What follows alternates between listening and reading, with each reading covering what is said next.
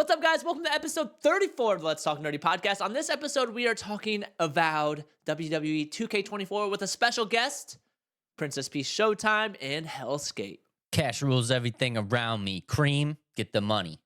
Dollar bill, y'all. Dollar bill, y'all. I know the song, but I don't know who the singer is, so I'm gonna say P. Diddy. Wu-Tang Clan. If I'm not back in 5 minutes, just wait longer. You are now tuned in to the Let's Talk Nerdy podcast. I love it when you talk nerdy to me.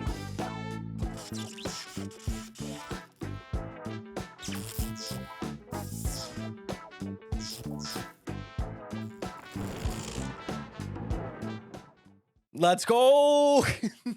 I'm cutting it out where I messed up. I'm not gonna show that you gave me a hint. I figured out the best way to make sure that you get it right. I'm just gonna wear the band t-shirt. That's the way to do it. Adam, you can do it. You can do it. You can do it. We've unlocked the secret to figure out how Bam gets this every single time. Or Adam, oh my God, I'm sorry. Adam, Bam, whatever. Whatever. He started streaming again. Ladies and gentlemen. So we're not gonna bring that up. We are eventually. Eventually, we're gonna bring it up.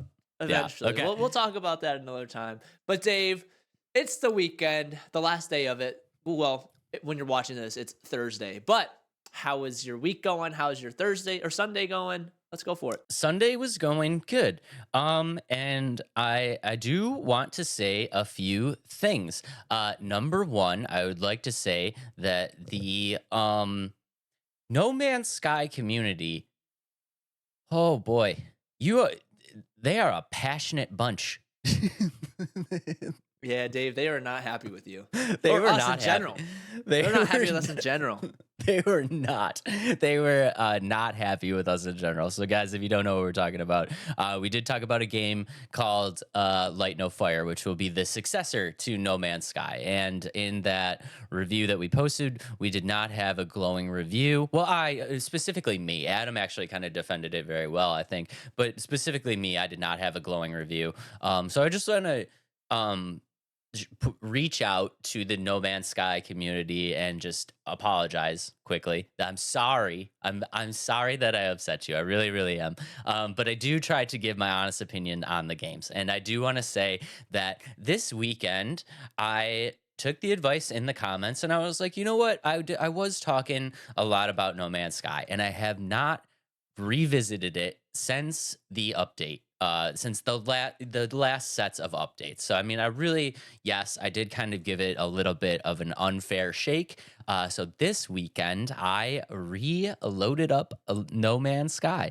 And I played for a few hours with the new updates.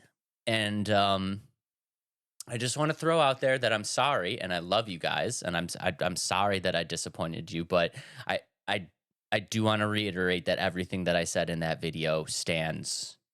So I am so sorry, but everything that I said in that video stands true. So you gave it a fair shot. I think you went back and gave it a fair shot. I think it's just not a game that you are interested in. I think it doesn't have the elements of games that you're super interested in. And I think it is a good game in the sense that it has exploration, it has all that, but that's not a game you're interested in anymore. You know what I mean? Like, that's not what you want in a game. Yeah, exactly. And I do just want to say that, like, I get it. After playing it for a few hours, I get it. I understand why people love the game, and I don't want to talk badly about the game. And I just want to say that, like, for me, it's just not for me, and that doesn't make it a bad game. And I hold true. I'm standing my ground in saying that I did have a terrible experience at launch, and I think a lot of people shared that experience. And I'm not willing to just kind of sweep that under the rug, but I did go back and I did play the update, and I see the improvements. I see that they made improvements to the game, and I do understand why people enjoy the game. But just for me, it's just not a game for me. And I'm sorry, guys. I love you guys. I'm sorry. I really am sorry. And boy, you guys are a passionate bunch. I respect the passion. I'm gonna put it out there and say I respect the passion. It's one of those things. It's like we have our own opinions. They have like you guys have your own opinions, and that's what makes gaming fun. It's like we can all kind of share our thoughts on the space of gaming. And yes, there's gonna be things that we don't agree with that you guys like, and there's gonna be things that you obviously don't agree with what we like. But that's okay. Like it's the fun of it. We're just having conversations here. We're just trying to have fun. Obviously we're not professionals in our, you know what I mean? Like we're gonna say some things that people may not like, but it's all out of like things of being honest and things that we like, and that's the fun of this podcast. Like that's what we're trying to do, to be honest. Yeah, so I did give it a fair shake. I'm sorry it's not for me. But yeah, I do understand. I understand why people would be excited about the game, why people enjoy playing the game. And I do see that they made some updates. So I mean, and I see they made some very some good changes. They did make some good changes. So I will put that out there. But yeah, sorry, the game is just not for me. But that's okay. That's okay. Adam, what have you been playing? What are you up to? What's going down? Well, I texted you the other day. I've started I call it my bad backlog. So I'm playing all the games that I have toted as bad games. And there's some that I actually just haven't finished, like Horizon, like the Zero Dawn. Like I haven't finished that. I love that game. It's been fun. But I've actually started to play Gotham Knights. And I haven't got into it too much yet because I was trying to play like the remote play on my phone, and it just wasn't working for me. It was just too hard to do. But I'm going back to all my bad backlog, but also I might be starting a new one that's adding to my bad backlog in a couple days, and that being Suicide Squad, Kill the Justice League, and truthfully, I'm excited about it. And I know like it has a lot of negativity around the game. It's not an Arkham series, but I got to play in the alpha, and yes, it's not Arkham, but I like loot and shooters, and like I like feeling the power of like what the power they have. So I'm excited to play the full game, coming out in a couple days, and I'm hoping to have a review on it. So make sure to keep an eye out for that. And he did grab the deluxe edition. I did grab the deluxe edition. I wanted those extra skins. I wanted the battle pass, and I'm super excited. So it's coming out. I'm ready. Fingers crossed for you. Okay, guys, let's get right into it because we got a lot to talk about. The first game up on the docket, Avowed. Adam, are you excited? This feels like an Adam game. I am going to say it's got a cool setting to it, and there's a lot of things like, and it was announced like a few years ago, 3 years ago, and like it just got shown off in the Xbox showcase or something like that, and the devs talked about it. They went into the gameplay a bit.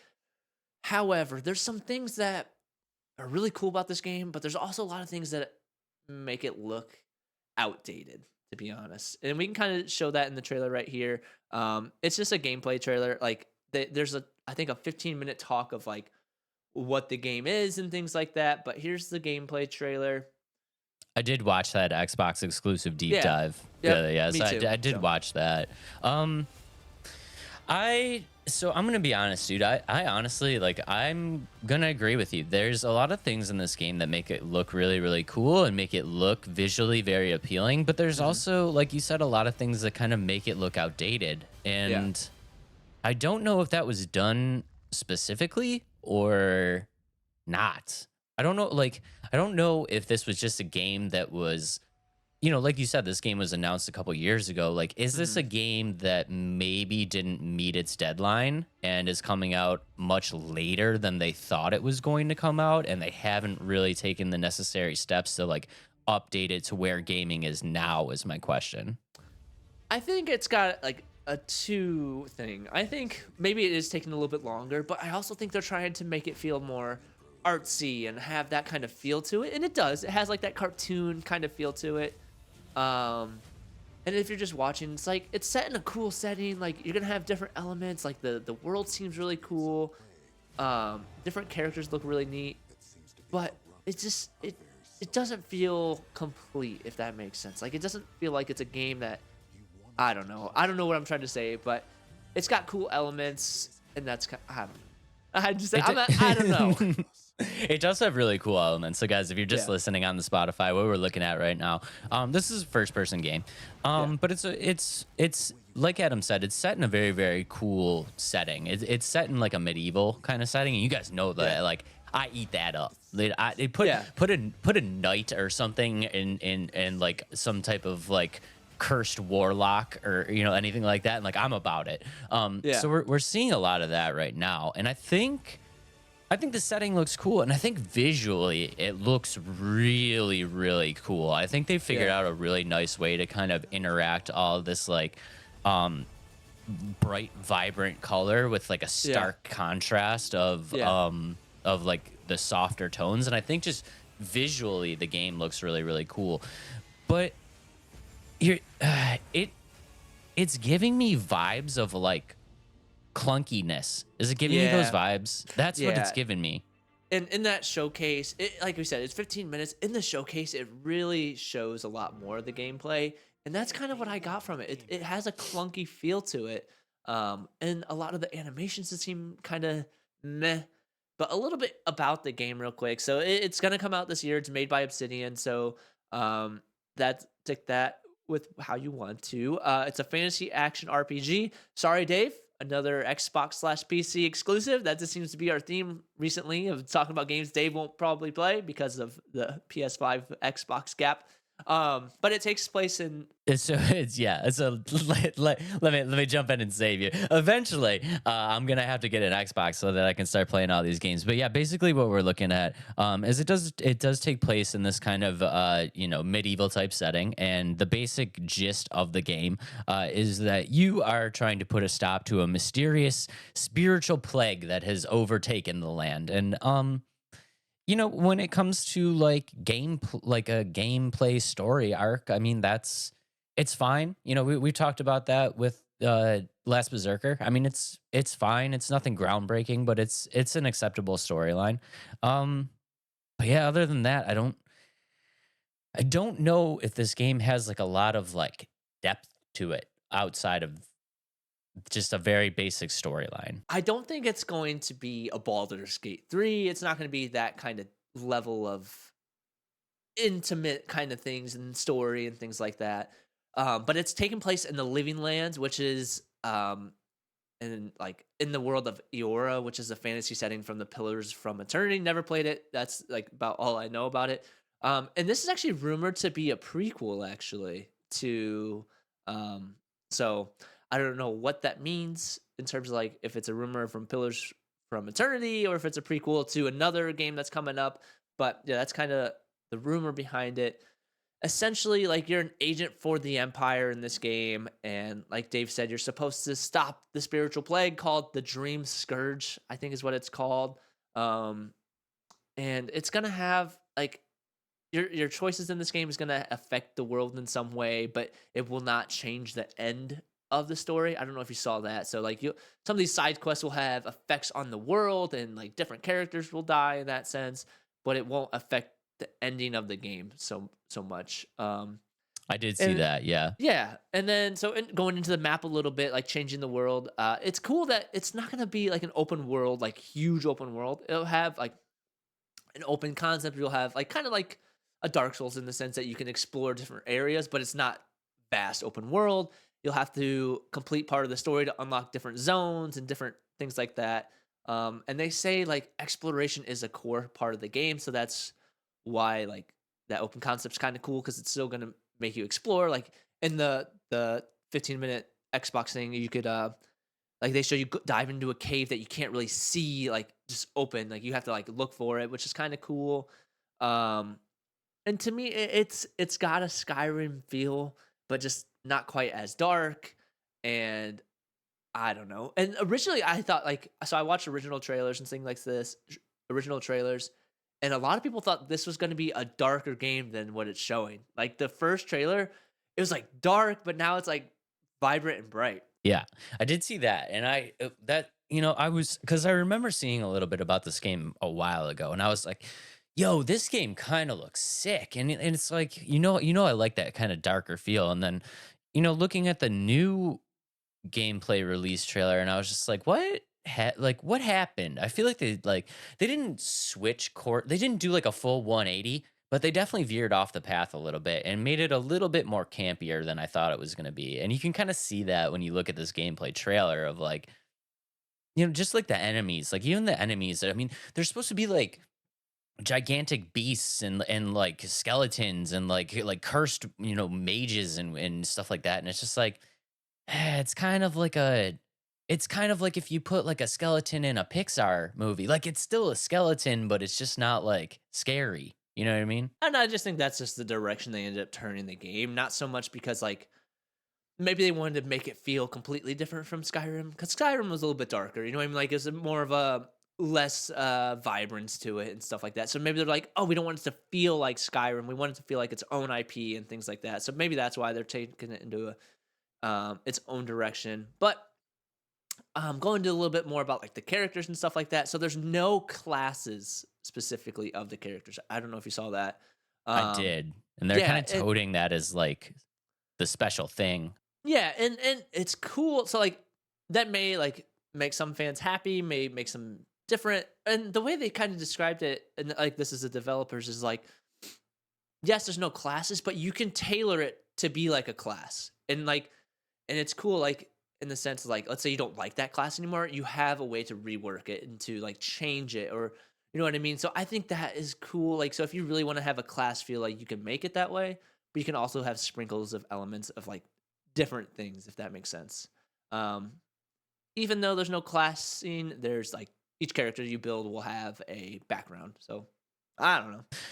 I mean, I think it's kind of cool, but I think a little bit of I usually I'm a fan of this, but in this game specifically, I feel like they've kind of toted it as like you can switch between spellcasting and melee seamlessly, but in like the extended kind of things that I've seen, um I'm usually a fan of that because I'm not really a huge spellcaster, but just what I've seen so far is I feel like you can switch from spellcasting to melee very easily in this game, but I feel like it's not going to be possible to play this game without spellcasting at all. You know what I mean? And that's what I'm a little worried about cuz like I'm not really a spellcaster. Like I would rather just go in there and hack and slash melee style.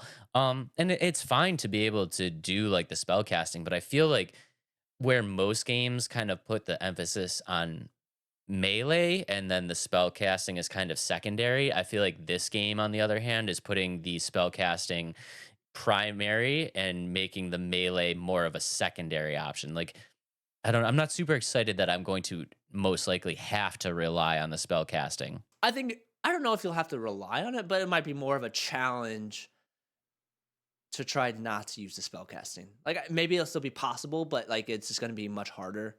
Whereas like it's the other way around for other games. And to me, kind of going into what the combat looked like, and I think this is probably where you're going to agree with me. I felt like the combat is what seemed clunky and slow, and like I feel like even with like the melee weapons, it didn't seem like they swung it. It just felt like you're using a styrofoam sword and smacking somebody. Like it didn't feel like you hit somebody with a sword. Like you didn't like the enemies. You know what I mean? Like that's where I felt like the animations were kind of lacking. It's like it didn't feel like it hit hard, if that makes sense.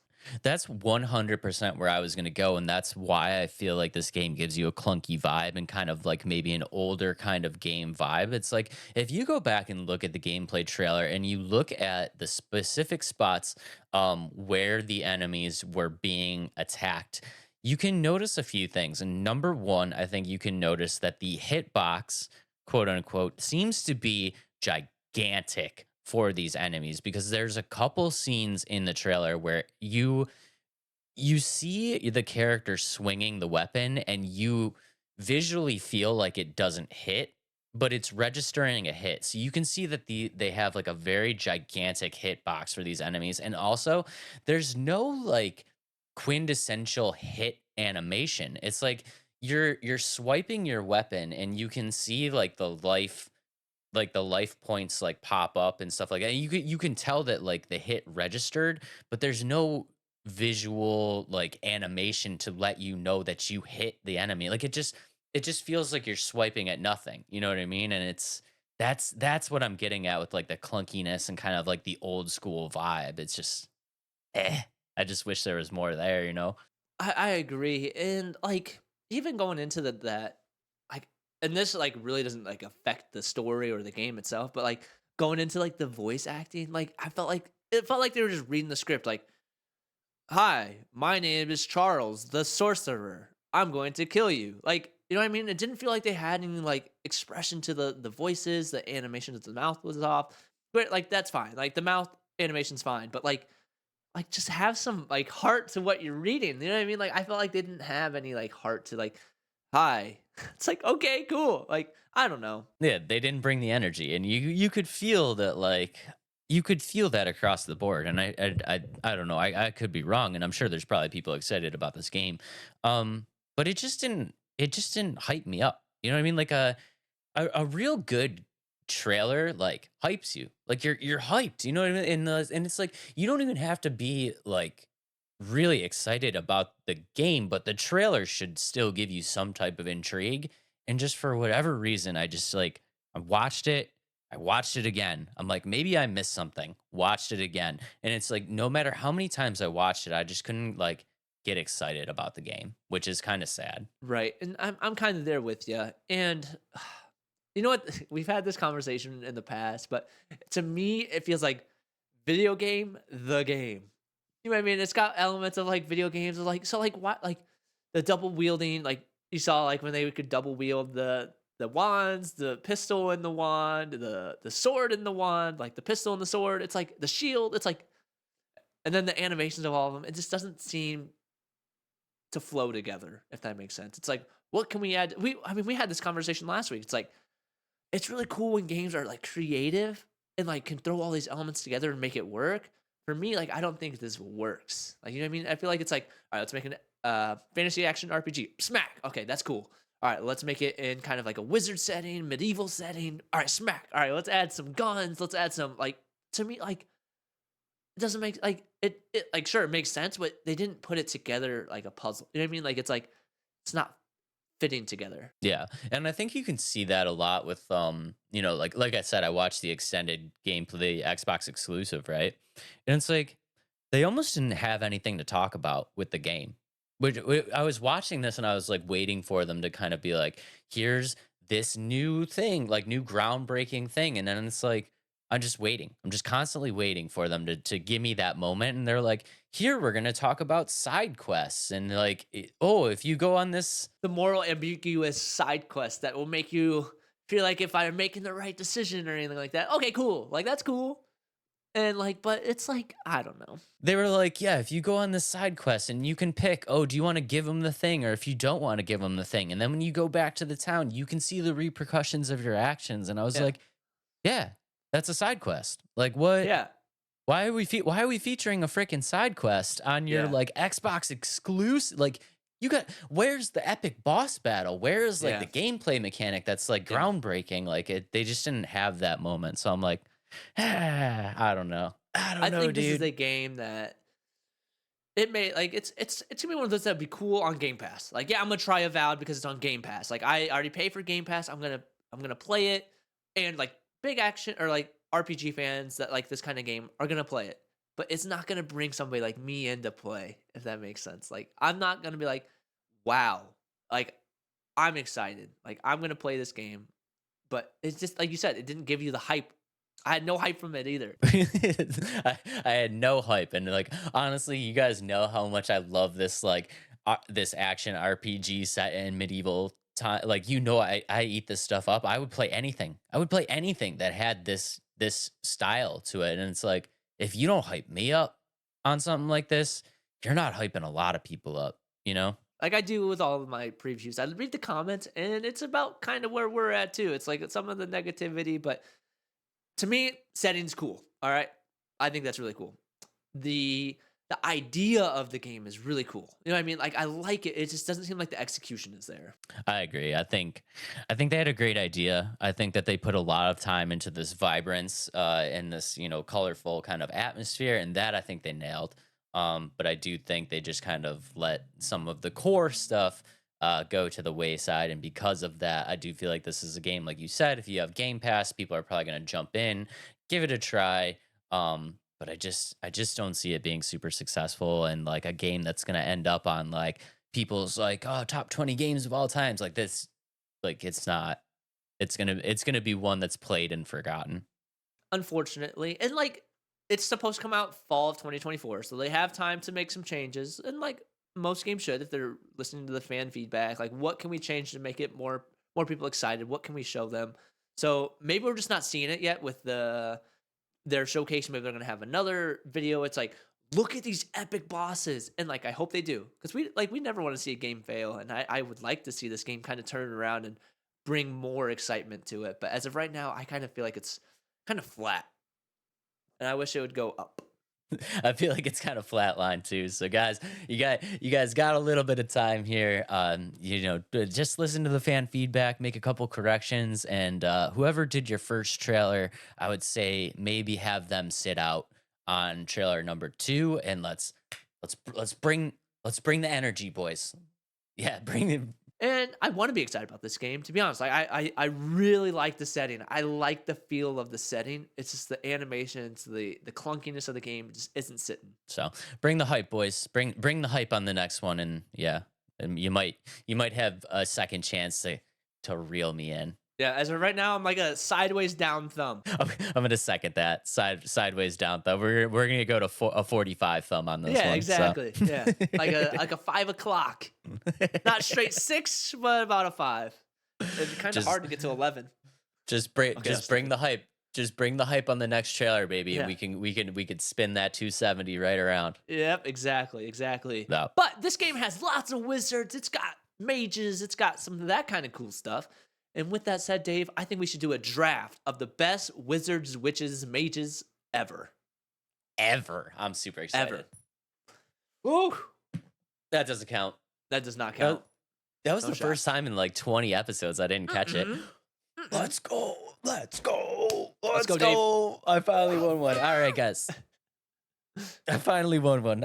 See, what Adam doesn't know is that late last night, I spent time just whittling down his side of the coin, so it wasn't so now as heavy. It's even now. Yeah, that's funny. Okay, guys, with my first pick, I think there's actually there's 2 places I think you can go, but I'm gonna go with one that I don't think Adam's gonna pick because he is not the biggest fan of this franchise, and I am going to take the one and only Gandalf. Ooh, there you go. Yeah, it's not on my list. Not on your list because you are not the biggest Lord of the Rings fan. Yeah, I got some slack for that. But anyway, my first pick is Doctor Strange. Let's go. Okay. All right. One of the most powerful wizards from the Marvel universe. I like it. I like Sorcerer, the style. wizard, whatever. I thought you were gonna go with this guy, so I'm gonna go ahead and take him as my number 2 pick. But we're gonna go with a little bit of Dumbledore for my next pick. Was that your number 2? I was not my number 2, but he's on my list. Yeah, good pick. Gotta go a little Dumbledore. Yeah, he's great. He's great. Okay, my second pick. It's kind of sticking to that Harry Potter feel. I thought this would be on your list, pretty high up. My second pick is Hermione Granger. Let's go. You know I love me some Hermione. She's one of the smartest Harry Potter wizards. You can't tell me she's not. I cannot not agree with you anymore, dude. Yeah, if I didn't take Dumbledore, I would have definitely taken her. That's a solid pick. Yeah. Okay.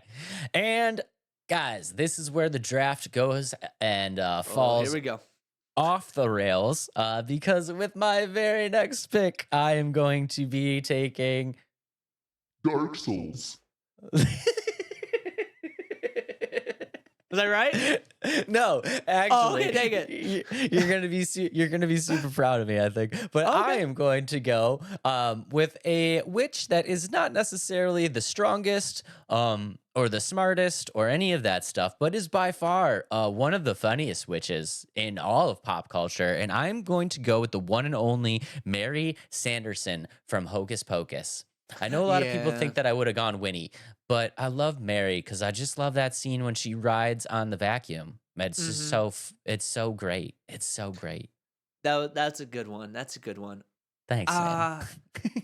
Hocus Pocus is a classic. Like, if I feel like we'd get some slack if we didn't have any Hocus Pocus characters You in gotta, here. yeah, you gotta throw some love in there for Hocus Pocus. Yeah, okay. Well, I'm gonna kind of go with again, not the strongest, and another kind of classic TV show. My third pick is Sabrina the Teenage Witch. Let's go, dude. Yeah. Let's go. Let's go. That's a solid pick. Yeah. I love how we started this draft with like Like real strong, epic, yeah. real epic wizards and witches, and then now it's just turned into like, what's the best late night sitcoms of all Yeah. time? Exactly.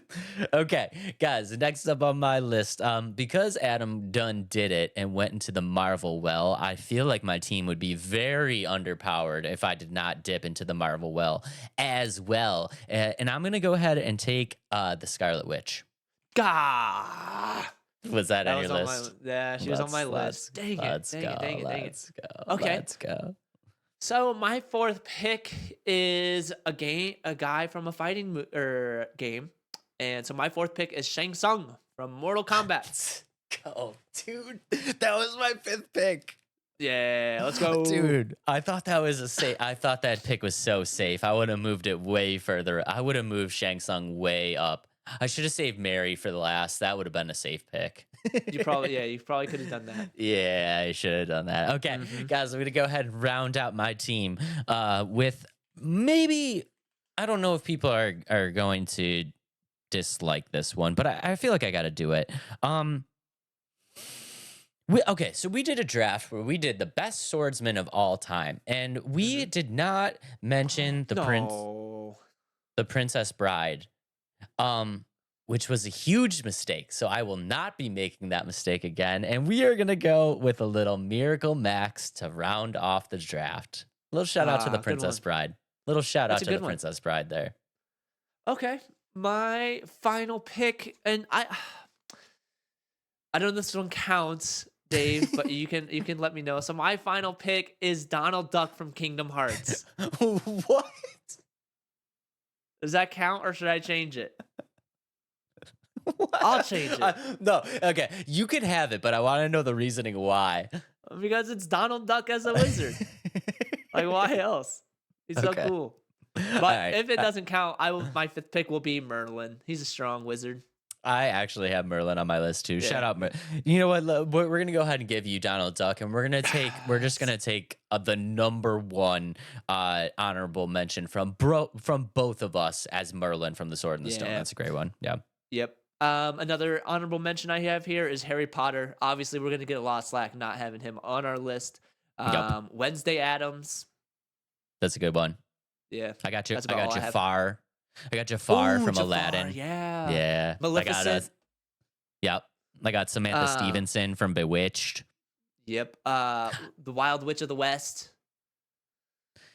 One I'm a little bit disappointed that I did not put on my list, but Ganon from Zelda. Yeah, we got some good ones. We got some good ones. We do have some good ones. But moving on to our next game. All right, guys, next game up on the docket. You know, we had to talk about the highly anticipated WWE 2k24. And as you can see, we have a very special guest because there is only one man that we felt confident bringing on the show to explain exactly what we are seeing. Ladies and gentlemen, Chazz from the Fantasy Football Bros podcast. What is up, dude? What's going on, guys? It's been a while. But I'm the resident Mark of the wrestling. I'm the resident Mark as a wrestling fanboy for you people at home. So that's me. So I'm here. There was only one person we could have here, and Chazz, let the fans at home know how long you've been a wrestling fan for, so that they can understand the level of expertise that we are bringing to the show right now. When I say forever, I truly mean that. I was born on a cold February day in 1986, and I literally remember, like, in the 80s, like 89, 90, like, watching wrestling and stealing my brother's figurine. So, like, at least I'd say 1990. In 1990, the Ultimate Warrior beat Hulk Hogan for the championship, and I have memories of watching the Warrior as the champion in 1990. So a very, very long time. Adam, how about you, man? How long you been watching wrestling for? I would like to admit that I haven't been watching recently. I probably stopped when my least favorite one is Randy Orton. I hate that guy. And so when he was like the face for a little bit, him and John Cena, and like so that's kind of where I stopped. But before that, ever since I was like young, like 6 years old, so 2000 on to was it like 2010 is when he's took over. Like he was the snake. Is that what they called him? Did they call him the snake or The something like that? The Viper. Okay, yeah. So that's kind of where I got out of it because I hated Randy Orton that much. But you're supposed to And hate it, right? Yeah, I know, but it just made it too bad for me. I couldn't do anymore. Couldn't deal with Randy Orton anymore. So that's what about you, Dave? Where are you at? I myself, and I will shout out again to baby bro Pete, love you, buddy. I have been a fan for a very, very long time, since the days of me running into my brother's room and putting him in the sharpshooter until he tapped. I've been a wrestling fan for a super long time, so I'm actually kind of super excited about this game, and I hope that you guys are kind of excited about it too. I think first things first, let's go ahead and roll the trailer, because the trailer is going to show us a lot of things. And Chazz, I'm very interested to know your thoughts about this trailer. I mean, I haven't seen it yet, so I like how So it's guys, starting off with Cody Rhodes. Yeah, so guys, if you're just listening on the Spotify, basically what we're seeing is a little Roman Reigns action and a little Cody Rhodes action. We got some Bianca, and then it's giving you the quintessential kind of action-packed WWE atmosphere. But this is where it gets very intriguing to me. We are seeing Hulk Hogan versus Andre the Giant. Now we are Oh, that seeing looks Stone awful. Cold Steve Austin. Now we are seeing the Undertaker. So this is where the trailer gets very, very interesting to me, and I'm kind of excited for it. I'm not gonna lie. Bam, you got any excitement for the game? I can see a little smirk coming out. I love 2K. Like I love wrestling games, even though like mechanically they're not always the best in my opinion. You know what I mean? Like I feel like they're kind of choppy in a way. Like they don't have the best mechanics, but just like customizing your own character, doing all the different wrestling matches, like Hell in a Cell or the money, like the money bank, like Money in the Bank, like those are my favorite types to do. And then the freedom of making your own, like a wrestling arena, your own move sets. That's why I love this game so much in terms of that. But other than that, like they're just fun games. Like they may not be the best like sound mechanic games, but like they're just fun to play. Fun to play with friends. Fun to do anything with them. They really are fun. Chaz, what do you think after that trailer? What's your initial reaction after the trailer? My mind went to a couple things. First, my reaction when I saw Stone Cold's face, he looked awful. But everything else looked good. But Stone Cold's face looked awful for some reason. Maybe because he was like bald and like the other guys had hair. I don't know. Stone Cold's face looked awful. But other than that, I liked the fact. It seems like it's relying into. Do you remember those old games, Legends of WrestleMania, that was out on like the original Xbox and shit? Those were horrible, but it was a cool concept. And a few years ago, maybe like 10 years ago now, I think it was WWE 2k14. They had a small like WrestleMania thing, and in the past few years, you had like Rey Mysterio's rise and Stone Cold's rise, and like 2k15. So like. This just said 40 years of WrestleMania. So I wonder if it's going to tackle all 40 WrestleManias. Like even if they give you like one match per WrestleMania, that's really ambitious and awesome, and it's 2K. So how are they going to fuck this up? Is my question. I think I'm really excited that you kind of brought that up, because we're going to touch on that in a little bit. But yeah, it is very, very important, that 40 years of WrestleMania. But yeah, I mean, initial reactions from the trailer to me, I got that same kind of hype when I was seeing those matches, because I'm kind of rooted in like the old school kind of stuff, and it's really exciting to see those matches. So we'll touch on that in a second, but I do want to ask you real quick, how are you guys feeling about having Cody Rhodes on the cover? I don't think he is. I think that I thought it was a woman. I thought it was Rhea Ripley or something. There's going to be multiple covers. I'm guessing there's different like Is that what it editions that is? have kind of how they do with Madden now in 2K. So or like basketball 2K. The only reason I said that I don't think it's Cody's because in his press conference after winning his second Royal Rumble last night, he said he's like, I'm trying to get on the cover of 2K25. That's why I was like, so I don't know if he was making a joke that he's on 24, but yeah, I see it here. Yeah, he is. Well, okay, so my bad. My B.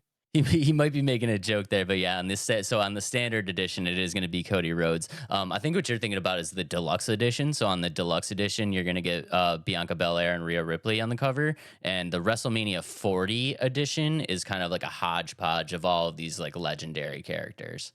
Cool for Cody. I mean, after watching Cody wins 2 Rumbles in a row, so I loved what happened. He wins the Rumble last year after coming back from an injury and gets beat by Roman Reigns at WrestleMania. Like, that should have happened. The guy just comes back. He's not going to take out Roman Reigns, who's been champion forever.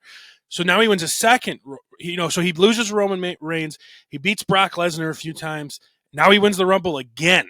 So now he has the steam. And he's going into WrestleMania where Roman Reigns has been champion for almost 4 years. Almost 4 years. He won the title in August of 2020. And now Cody Rhodes has all the team in the world to beat him. So he is the face. He's the face of the company. Like, I saw him on that press conference last night, and he just had every right answer. He's positive. He's smart. He's good looking. He had every right answer. They're trying to ask him about the stuff that's going on in WWE, and he just had the right answer. He didn't say no comment. He had the right answer and just moved on. So he is their face, and they're doubling down hard on him, and good for him. He deserves it. Do you think they're tipping the hat here, though, to the possibility of Cody winning WrestleMania 40, though? No, because there's no guarantee he's going to win it. I mean, he lost to Roman last year.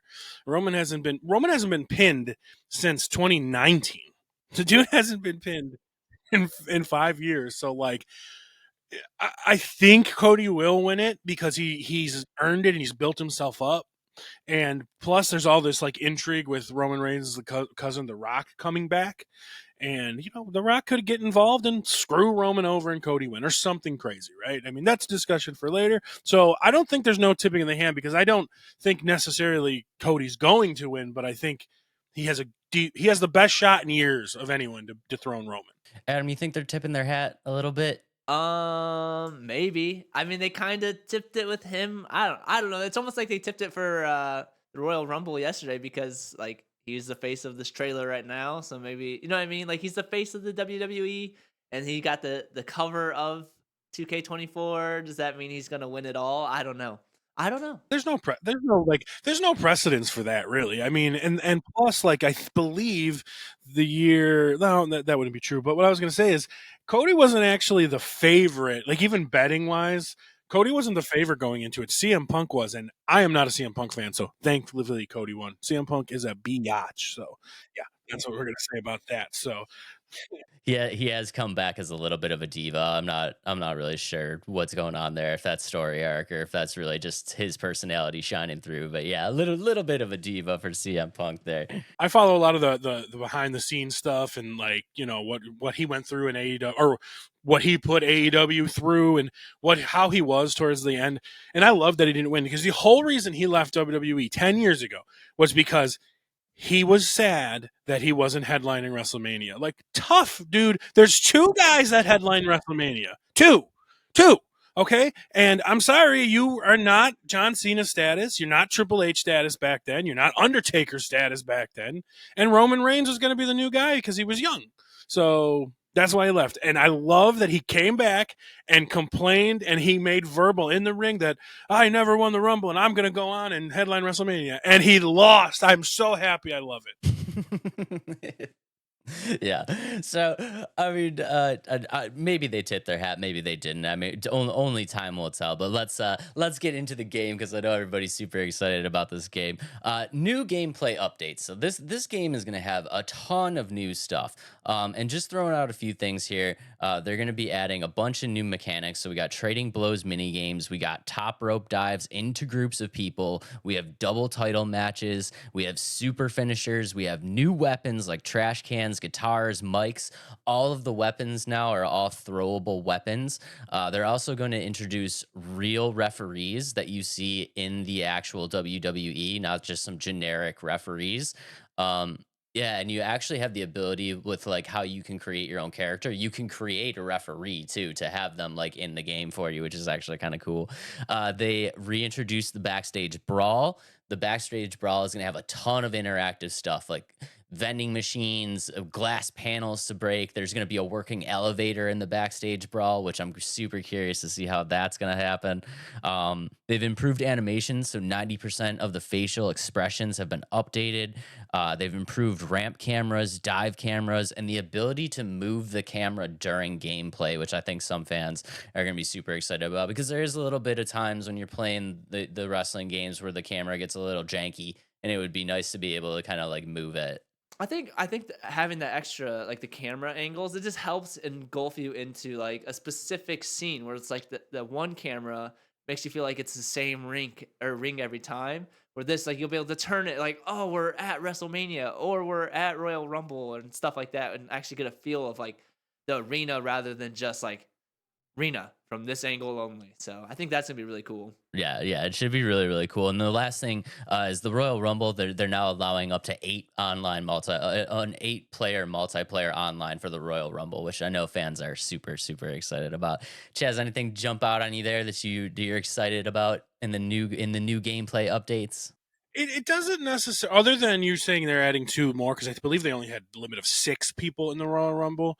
But other than that, it just sounds like they're recycling things. I mean, the elevator sounded cool, but like when you're like they're bringing back all they're bringing in all these new weapons like trash cans and stuff. They've had that all before, and they take it out. You know what I mean? So they're putting things back in, which is cool. But to put emphasis on that backstage stuff is interesting because they haven't done that in years. I remember the days that you like you said vending machines. I remember like jumping off of semis on people and stuff like that, like in the backstage stuff. Yeah, that it is pretty cool. Like, I mean, I just like no matter what, I'm gonna buy it. It doesn't matter. The only no, I did buy 2020. 2K20 was awful, a glitchy mess, but I did buy it. But I'm gonna play it, and we're gonna see if it's good because last year's was fine, and it didn't break any ground. So it seems like they're trying to push something to make it more interesting to people instead of just relying on 2K's normal thing of like, everyone's gonna buy it and spend all these microtransactions anyway. Rinse and repeat kind of situation.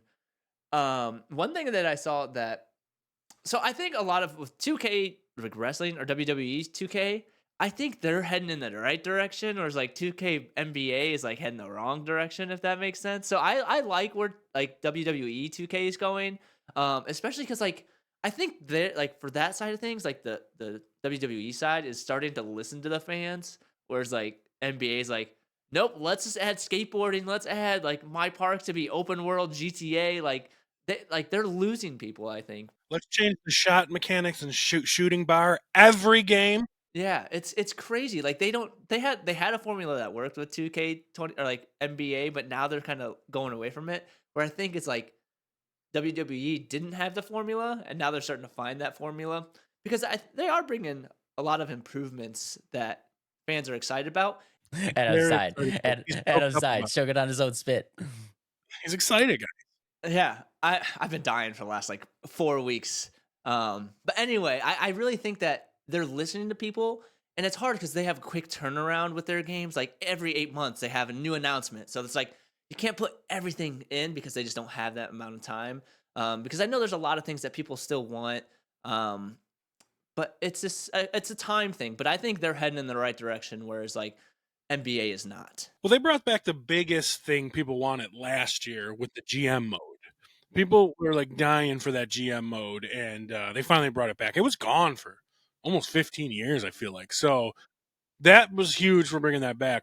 And whenever I play that game, honestly, that's basically all I play is the GM mode. But it is cool, and I hope the GM mode's there again because people will lose their mind. So you're right, though. It does seem like last year they brought back the GM mode. This year they're bringing back the more backstage kind of hardcore-y stuff. So they're catering to some of the older fans, which is smart because the younger fans are still going to like it anyway.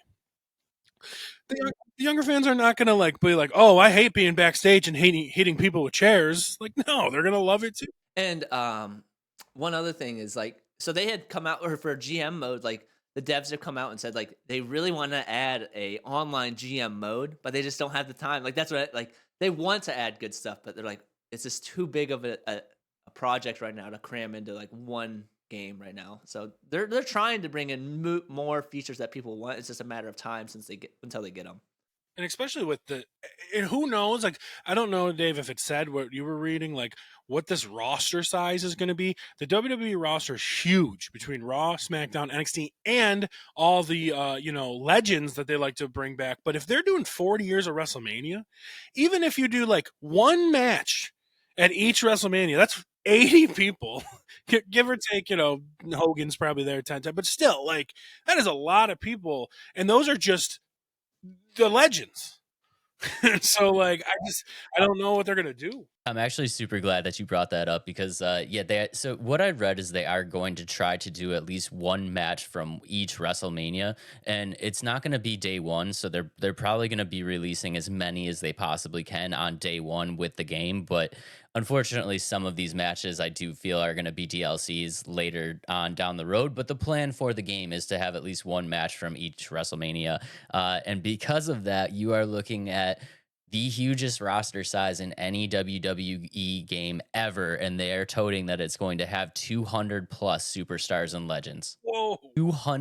200 plus superstars and legends. Isn't that insane, dude? That's nuts because you know what? They have the room. Just think about like even a couple years ago, I don't know how many people were there, but you could have like 40 created wrestlers. So there's definitely, they can have the room and they could do it. So, and still they got to have room for created wrestlers because I always make a ton. And then I go to the community creations and download, like Snoop Dogg and stuff like that and have fun. But they've got to make sure they still leave room for the creation suite, which I don't think they'll get away from because that's so big. Yeah, it's definitely so big, and I think they have a lot of freedom to kind of like expand these rosters and stuff like that because the game itself, they don't have to worry about like crazy open world taking up space or like ridiculous level designs and stuff like that taking up space. I mean, these arenas are just kind of the arenas, you know what I mean? And they're not very big spaces. So I do think that like that's the one thing that these wrestling games kind of have to their advantage is they do have a lot of space for a gigantic roster. Yeah, essentially it's just a box with different cosmetics is what Yes, exactly. arena.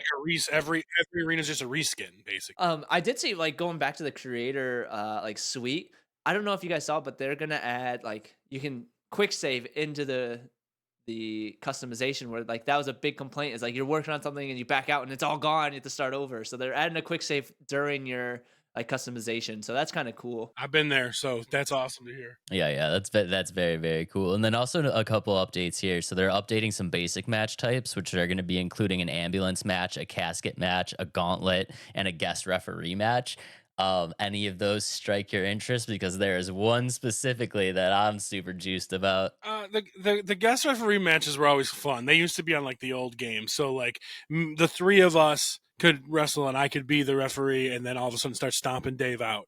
Like it was always fun to do it with your friends. So that's exciting to me. The gauntlet, no way. I hated that. The gauntlet was such a pain in the ass. I remember it was like 6 wrestlers and you fight one at a time and you never like respawn health or anything. So that one, it would be fun, but I hated it when I was a kid. And there's other ones, sure, those are going to be a blast. Isn't that one that you can like wrestle up to 4 different people at once or something like that? The gauntlet is more like, it's like, it would be me against Dave, and then I beat Dave, and then all of a sudden Adam comes down, and I beat Adam, and then somebody else comes down, but I don't like get more health or anything. Gotcha. Yeah, that makes sense. It's a pain because then it's probably going to be in like the story mode, and you're probably going to have to do it at like WrestleMania, and it's going to be so hard to beat, and you're going to rage quit. By you, I mean me. I'm a big rage quitter too, so.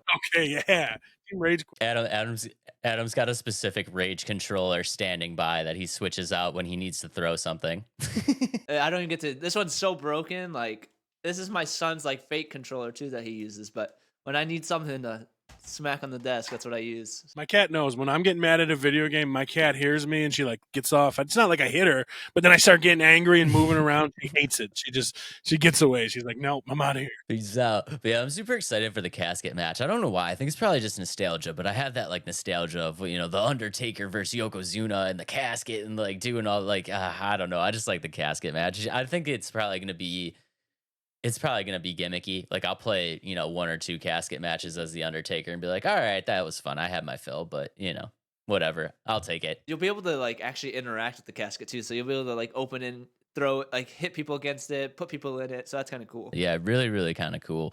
We talked a little bit about the GM mode, but there's so the big thing for WWE 2K right now is the My Rise story mode. So touch on that just a little bit. So the My Rise story mode, basically, there's going to be two different stories in this game: the Undisputed for men and the Unleashed for women.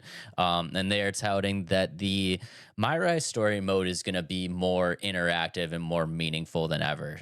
So they're saying that it's more in depth with many more superstars doing actual voiceovers for the first time. So you're going to get much more of a real story like feel. They have new environments, they have unlockables from the My Rise story that are going to carry over into other game modes, and then just some very simple things like create a sign. I guess you can like when you're creating your character, you can create a sign that like your fans hold up in the crowd and stuff like that. So I mean, if you really take your character kind of seriously and you really want like every single aspect of it, and I think they kind of gave you that. I feel like they're really trying to make it like this immersive experience where instead of just building a character, like you are kind of building your brand as a wrestler. And I think that's kind of cool. I mean, they're really kind of taking it next level. No, they do that. They do the sorry. They do that. Though. I just want to say, like when you're like creating your character, you can even put like on your screen your name, your nickname, your Twitter hashtag, everything. Like you're right, you're building a brand that was like perfect, so you can build your sign. Like you could like I'll never do it, but I could sit there and when I create myself, I can like create my tattoos like one like 1 inch at a time if I wanted to. So I don't go that far, but that's wild. So I just like the way you said brand. That was a good one. I I think out of like any customization in terms of a sports game, WWE does it the best. Like there's no other game that does it better. And like David, I used to like stream, like I did a stream of like WWE 2K, and I made a whole thing like in line with my like brand of like we called it Faction Night, and so we had like the split squad. With my old Twitch thing was about bananas, so we would have a faction night, and we'll have two different sides, and I branded all that, and we called it the split arena or something like that, and made custom characters based off chat, and like you can really get in depth with it, and like each character would take me 45 minutes to make, and then like it was really cool. So that's why I love like the customization of WWE more than any other sports game. Well, I mean, if you think about it, what can you customize on Madden? Just like your visor. Yeah, your Madden still has the generic. You're like still generic head 34. Like what? When are they gonna update that, bro? Like yeah, you can't even scan your face. I'm pretty sure WWE you can scan your face. It looks awful. It never works. Maybe just because I got the big beard, but for me it never works. But I don't know. Maybe like somebody like all baby face like Dave, it would work, but it doesn't work for me. Madden used to have it, but it was also so bad. It literally just looks like they took a screenshot of a circle of your face and plastered it on.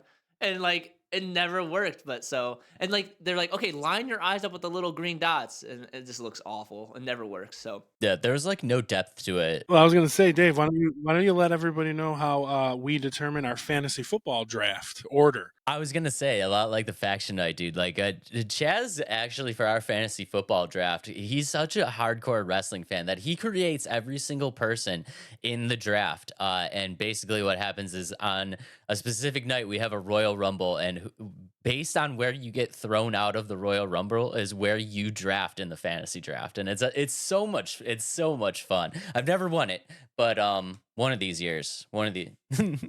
So basically, what I do, since we have 12 people, you can only do like 30 and 20, Royal Rumble. So I'll do 20 Royal Rumble. The first 8 participants will be just some random crappy WWE guys, and then the final 12 are us randomly. And the first person thrown out is picking 12th. The next person pick out is picking 11th, and the winner is picking first. So that's how we do it. And no, me and Dave have never won. So. Our time will come. Our time will come. But yeah, I feel like we're all kind of super excited about the game. But here's the part that we have to talk about that nobody wants to talk about. But we're gonna do it. There are 3 additions to this game, and I'm gonna run through them very, very quickly, and we're gonna kind of get a feel of everything here. So the standard game is coming out, and it will be okay. So preferencing this real quick by saying that this game will come out on March 8th. Yeah, March 8th or the 5th. So keep that in mind because we're going to get to that in a second. For this for this standard edition, it will be $59.99. It will come out on March 8th and you will get 1 month of Peacock for free. And Chaz, why is that? That is because, as of now, the WWE Network is affiliated with Peacock. If you spend your $5 or $10 for Peacock, you have free access to the WWE Network and all their live pay-per-views and pay-per-views of all time. So they are taking what seems to be a very nice little 1 month free trial of Peacock, and they are turning that into a ploy to get you to sign up for Peacock so that you can watch WWE stuff. Which I mean, it's fine, whatever, that's okay. With the standard edition, you can also pre-order the standard edition. So if you pre-order the standard edition, you will be getting the Nightmare Family Pack, and in the Nightmare Family Pack, it has 4 characters, which are Dusty and Cody Rhodes, Stardust, and Billy Graham. And you will also be getting 3 faction cards, which are Dusty, Cody, and Pharaoh. I have a question about that. Something's wrong with that. If you think about the All Nightmare Pack or whatever, Cody Rhodes, Stardust, which was Cody Rhodes, Dusty Rhodes. What the fuck is Billy Graham doing there? I wonder if that was supposed to be Gold Dust or Dustin Rhodes, and then they couldn't like strike up a deal to get him in there because that doesn't make sense that Billy Graham is in there when it's a complete Rhodes pack. I do agree. I think what they're touting here is like Billy Graham was like a quote unquote known nemesis of Dusty Rhodes, which I mean, okay, yeah, okay, but like I don't know. I'm with you. I feel like it's kind of weird to have him included in the pack. Adam, you think it's weird? I Kinda guess weird. I don't know. I don't know. He's like, I don't even know who Billy Graham is. It's been a while since I've like fully dove into WWE. I think when did it change from WWF to WWE? That would have been 2002, I believe. It would have been just after they acquired WCW. They acquired WCW in like March of 2002. That WrestleMania was still WWF, or you know, like if you're on like TV, it would be like, oh, WW. That's the way they always say it now because they can't even say it. Yeah, they always it's about that. Yeah. I was gonna say that's when I lost it, but no, that's not true because I like I said I watched it until Randy Orton was the face for a while. But I can agree with you, Adam, because I lost it there too, like that. And what I think it was growing up, I was so invested in these Monday Night Wars, WCW versus WWE, WW, and then it just that. Just being so invested when WWE won and they bought out WCW, I was kind of like, yay, we won, and stopped watching as much for a while, for maybe like 4 years. And then for 4 or 5 years. And then I never missed a Royal Rumble. I never missed a WrestleMania. But as of Raws, I haven't been a weekly Raw watcher since then, 2002. But thankfully with the network, you can watch every pay-per-view, so I keep up that way. But yeah, I kind of lost it after that Monday Night War battle. I agree. That's where I kind of lost it a little bit too, but we do digress. Okay, so next edition, which I think is going to be the sweet spot for most people, the deluxe edition. Now, the deluxe edition is going to be a whopping $99.99, and what you're going to get with that. What you're going to get with that is the 3 days early access, so you'll be able to play the game on March 5th instead of March 8th. And here's the thing.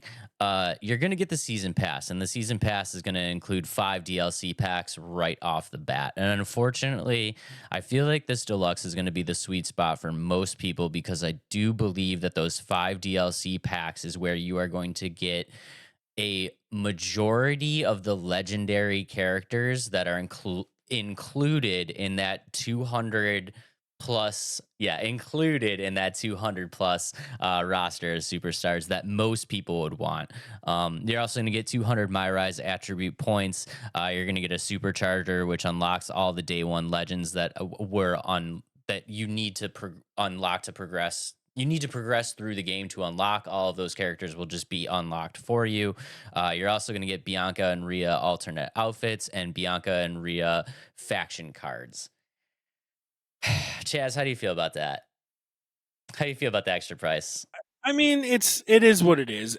What I usually end up doing is I usually don't buy that, and then I regret it because I'll drop the 60, $70, and then like a month, like when the game comes out, 5 months later, I'll spend like 40 on the other thing, and then 30 on the other thing, and in the long run, I'll screw myself. So it's probably the better option. I end up never doing it, and I should, but I'm not surprised. It's what they do every year. So I mean, it's 2K. It's like that's what they're gonna do. Like, oh, you like the Undertaker? Well, he's in this pack here for $9.99. Like, that's what they're gonna do.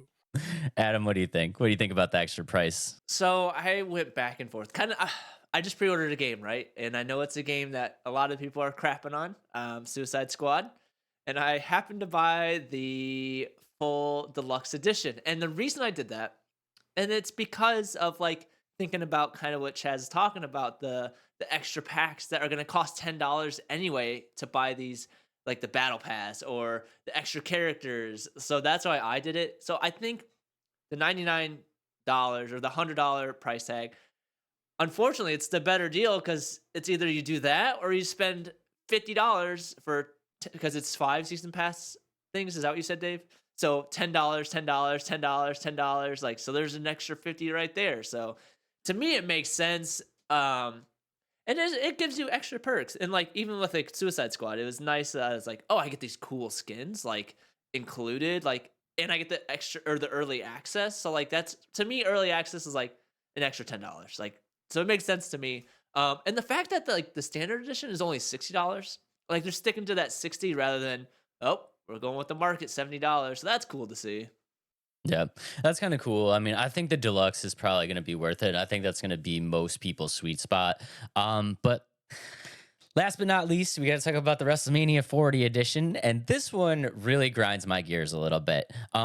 Because here's what we're looking at: the WrestleMania 40 edition is going to retail for $119.99, so $120, and you're going to get everything that's included in the deluxe and the standard and all that stuff before that. But in addition, you are going to get the WrestleMania 40 arena. You are going to get more versions of wrestlers, so like more outfits and skins, different timelines of these wrestlers. So Macho Man in a different time, Triple H in a different time, Rey Mysterio.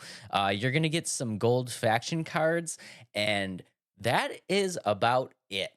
And this one, this is why this one really grinds my gears, because number one, the WrestleMania edition is digital only. So if you spend $120 on this edition, you can only get a digital download. You will not get a disc. You will not get a disc. You will not get a physical item, which that number one just really makes me angry. And I'm not sure why they're doing it. Like how cost effective it would have been to just not print another cover for the disc. I mean, I can't imagine they're saving a ton of money doing that. But also, here's the thing: most of the things that they're touting you're gonna get are not gonna be available. I mean, they're saying that like this stuff is going to be released to you later, and it's not gonna cost you any money, but you're still prepaying for stuff. You know what I mean? Like the WrestleMania 40 arena has not been decided yet. Like they're gonna patch that in later and give that to you for free. Well, yeah, when the game comes Oh, out, WrestleMania is like a month away. yeah, exactly. So it's like I don't know what they're doing with this WrestleMania 40 edition. You guys have any interest in this WrestleMania 40 edition at all? I can't. They're not giving you anything. It seems weird. The only reason I might do it is just because it's only $20 more than the other one. But once you said what it is, I was just like, if there's no secret characters, if it's just depending on what the reskins are of the wrestlers, maybe just because like what you mentioned Triple H. Triple H has got a long career, man. He was the snobby blue blood in the mid '90s, bald Triple H riding the motorcycle. Like if those are all options, I might consider it for just $20 more, but yeah, if it's not that, if it's just like a different outfit or something, nah, I'm not interested. The thing with like, as much as I just praise like WWE 2K in general, like it's a money grab. They're like, what can we squeeze into this game to get as much people's money as possible? And like, like kids are like all about this. They're like, Mom, I need this skin from Triple H from the 90s. Like, I need it. Even though I wasn't born, like it's been 15 years before I was even born, I need this skin because like he used to be my favorite character. You know what I mean? Like it's like these kids that like love these 2K games that like squeeze all the money out of their mom's savings account. Like, I need this, mom, and like, so I think that's all it is. Is just how can we get as much money from people as possible and still like improve the game. I mean, like I said, WWE's improving the game, but 2K in general is just a pay to win. Like pay to win to get your VC points and pay to win to get all these skins, and that's where I kind of draw the line with 2K. Yeah, like I remember, like the super deluxe editions, even just like 4 or 5 years ago, like Resident Evil 2's deluxe edition sold out everywhere because you could get like the Raccoon City Police Department like figure or something, and like Dave said, now you don't even get a disc, and you get like another skin of Triple H for $120. Like, yeah, it is kind of silly. I miss the days of collector's editions, dude. Like, I still have my Joker statue that came with Arkham. Like when I pre-ordered the collector's edition of Arkham, the badass Joker statue that came with it. Like, I miss that stuff. Like, I understand digital is like a way easier way to go, but I miss the old school collector's editions that you actually got like a thing with the game. You know what I mean? Not just like here's a reskin to download. Here's a code to download a new map pack, or you know what I mean? Like, I miss that stuff. I'll tell you what killed it right now is not us, is the scalpers that kill everything. It's just like you said, your Joker statue. So many people probably bought that game and then waited a couple years and then sold that Joker statue for like $100 on eBay, and then all these companies are like, well, screw these guys. I think it's two things. I think it's one with the scalpers, and like they're like, wait, we can reduce our cost of producing things like these statues, but we can still make a deluxe edition and still charge the same price and have just like virtual stuff. Like, so they're like, we're saving money by making more money. And then, So what he's saying is they're saving money by cutting away any products for you, right? I'm helping Adam out here. They're taking away products from you, and then they're taking away more money. Like you said, the Joker statue, they had to pay to make that Joker statue. You know, they had to pay for production, right? Okay, you seem like you're alive now. yeah, I'm alive. And like, I was so excited to try to buy the Mortal Kombat like collector's edition, and so I went to go pre-order it. It was like the day that they released the pre-order for it, they were sold out. And then like I was like, okay.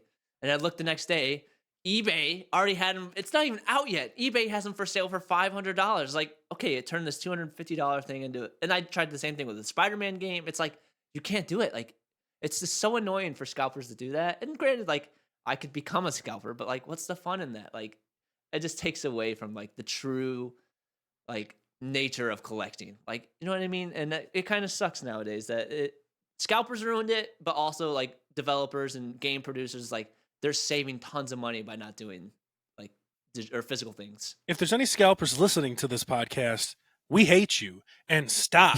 Like literally, Target won't sell Pokemon cards because you're 47 and steal Pokemon cards from kids. Like, grow up. Like I remember when even 5-6 years ago, probably like 7-8 years ago, remember the NES Classic? They were buying those out and selling them for like hundreds of dollars, when like just taking money from like non-gamers, because anyone that has a Switch knows you can get all those games on the Switch, but it's taking money from every dad that just wants to play a game with his son, and it's like, oh, it's only $300, let's get it. Like, awful. I hate those people. They're the scum of the scum. Sorry. No, I agree. It's a little bit of nonsense, but anyways, I don't know, you guys. Closing thoughts on WWE. I'm excited for this. I'm excited for the game. I know I had a little bit of nonsense to talk about with the WrestleMania edition, but aside from that, I do think it looks a lot of fun, and a lot like Adam said, I do think they're taking the game in the right direction. And I'm a nostalgia junkie, and I love the fact that they're bringing back all of these like classic WrestleMania fights that like I grew up watching. Like, I grew up watching all of these fights. Like, it's I'm excited to be able to replay those moments. What do you guys think? Final thoughts on the game. You excited? Yeah, it's the most excited I've been in years for it, if I'm going to be quite honest. I probably haven't been this excited for one since like 15, 16, so almost 10 years. And I'm very interested to see if they're going to take one match from each WrestleMania. I'm assuming the first few is going to be Hulk Hogan. Maybe WrestleMania 3 they would do Savage Steamboat. But I'm really interested to see which ones they pick. WrestleMania 25, Undertaker, Shawn Michaels, right? Of course. Or is you're going to take Randy Orton, Triple H. Like there's a lot of like good options. You damn well know WrestleMania 20, it's not going to be Chris Benoit and Shawn Michaels and Triple H. That's not going to be in there. So I'm interested to see which one they pick off of that one, and like uh, even from like the COVID WrestleMania, like what are they going to pick from that one? Probably Kevin Owens and Seth Rollins, but yeah, I'm really interested in what matches they pick and what you can do with them, and yeah, it's the most excited I've been for years. I'm always excited with WWE 2K games because like I said, they're not the best like sound games mechanically, but they're like you said, Dave, it brings back nostalgia. The customization's really fun. Just be like making it feel real to you, like you're controlling them. So I'm excited about it in that sense. Should be a good time. Again, guys, the game drops on March 8th, unless you want to ball out a little bit and get yourself the deluxe edition, which will run you $99, but you can play it a couple days early. But yeah, we are super, super excited about the game. Thumbs up from us, I do believe. Thumbs up across the board. Thumbs up across the board. Okay, Chazz, we couldn't have you on the show without doing a draft, right? That wouldn't be right? Nah, I'm the draft king. Let's do it. All right, ladies and gentlemen, we are going to be doing a draft of the best wrestlers of all time, and this is across anything. This is any time period, any WWE, WCW, whatever. Any wrestler you want can end up on this list, and this one's gonna get good. Chazz, we're going to give you number one pick. As the special guest of the show, you're going to get number one pick. Adam, go ahead and take number two, and I will round it out last. I just want to throw in here real quick, guys, before you toss in the comments that I lost again. I just want to let you know that I went last. So, yeah. We need to preface by saying, be careful with your words. You said best wrestler of all times, bro. You're getting into like postings on YouTube with all these like crazy wrestling marks, and I know these people, bro. They are going to tear down everything. So like, Yep. So just be careful because they're gonna throw names at you. They're gonna be like, well, actually, Will Ospreay in New Japan in 2017 had a 6-star match. Like, yeah. I'm sure we live for those comments, though. That's the best part of what we do. I love wrestling, Mark, so that's why I'm calling them out. I'm one, but I'm not as bad. But all right, well, I'm going to go with. I'm not going to think of it as best because like that there's plenty of best. What does best mean? Does best mean most technical, can do the most flips? Does best mean drawing the most money and views, or does best mean what it means to you? So easily my favorite wrestler of all time, and I'm wearing the shirt right now, is Big Red himself, but not the one you think. This is the older brother, the Undertaker. Undertaker is my favorite wrestler of all time. Easily, he's been since about 1997, and he still is to this day. And thankfully, I've been to 3 WrestleManias, and the two of the first 2 WrestleManias I went to, he won the championship at both of them, and I was very lucky to be there. So Undertaker is on the squad. If you don't put Undertaker on your squad, like, what are you doing? What Right. are you doing? But I'm a little salty right now. I thought the shirt was a dead giveaway of who you were taking number one, and I thought the Undertaker might have fallen to me. This is an Undertaker shirt. This is when he was the biker Undertaker. Yeah. Sorry, Dave. Okay. My first pick is Mr. Austin 316, Stone Cold Steve Austin. Dang it, dude. Yep. I knew that one was hell coming too. yeah. Yeah. Arguably the biggest wrestler ever. All right, there's only one place for me to go now, and I'm gonna go ahead and do it. I gotta do it. I'm gonna take with my first overall pick, one and only Bret the Hitman Hart. I love the Hitman. Chazz hates that pick. I can see it. I can see it in his eyes. He hates that pick right there. Yeah. Okay. Yeah. Well. Yeah. He's a bit of a spoiled princess, and to quote Vince McMahon, who's in some hot water, but to quote Vince McMahon, Bret screwed Bret. Okay. I told you I was gonna lose this draft. Go You're ahead. 100% losing this draft. Oh, the Let me marks have are it. gonna love it though. The wrestling marks already love it, bro. You're good. Take Kenny Omega, Perfect. and the wrestling marks will be on your side. Perfect. Chazz, what you got? Okay, so coming back, I'm going to take my second favorite wrestler of all time, and what I would think is the best Canadian wrestler of all time. And yes, that's over Bret Hart, Mr. Y2J himself, Chris Jericho. That Let's go. he's fantastic. He's a great. I love his band. We're very similar in our likes, music, and all that stuff. And I'm speaking like he's my friend, but just like in that sense, like I've always like. The man has always resonated with me, and I've just loved everything he's done. And Chris Jericho is on my team.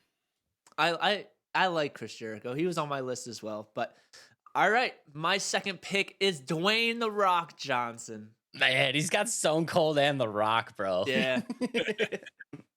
It's good. There's nothing bad about The Rock. Granted, he's in a little too much nowadays, but he was a great wrestler back in the day. That's a good pick. That's a good 1-2 punch to start it off. All right, ladies and gentlemen, with my next pick, I'm gonna go somewhere. Man, I feel like people aren't gonna like my draft, but I came from a different era of wrestling, bro, and I have to have this man on my team.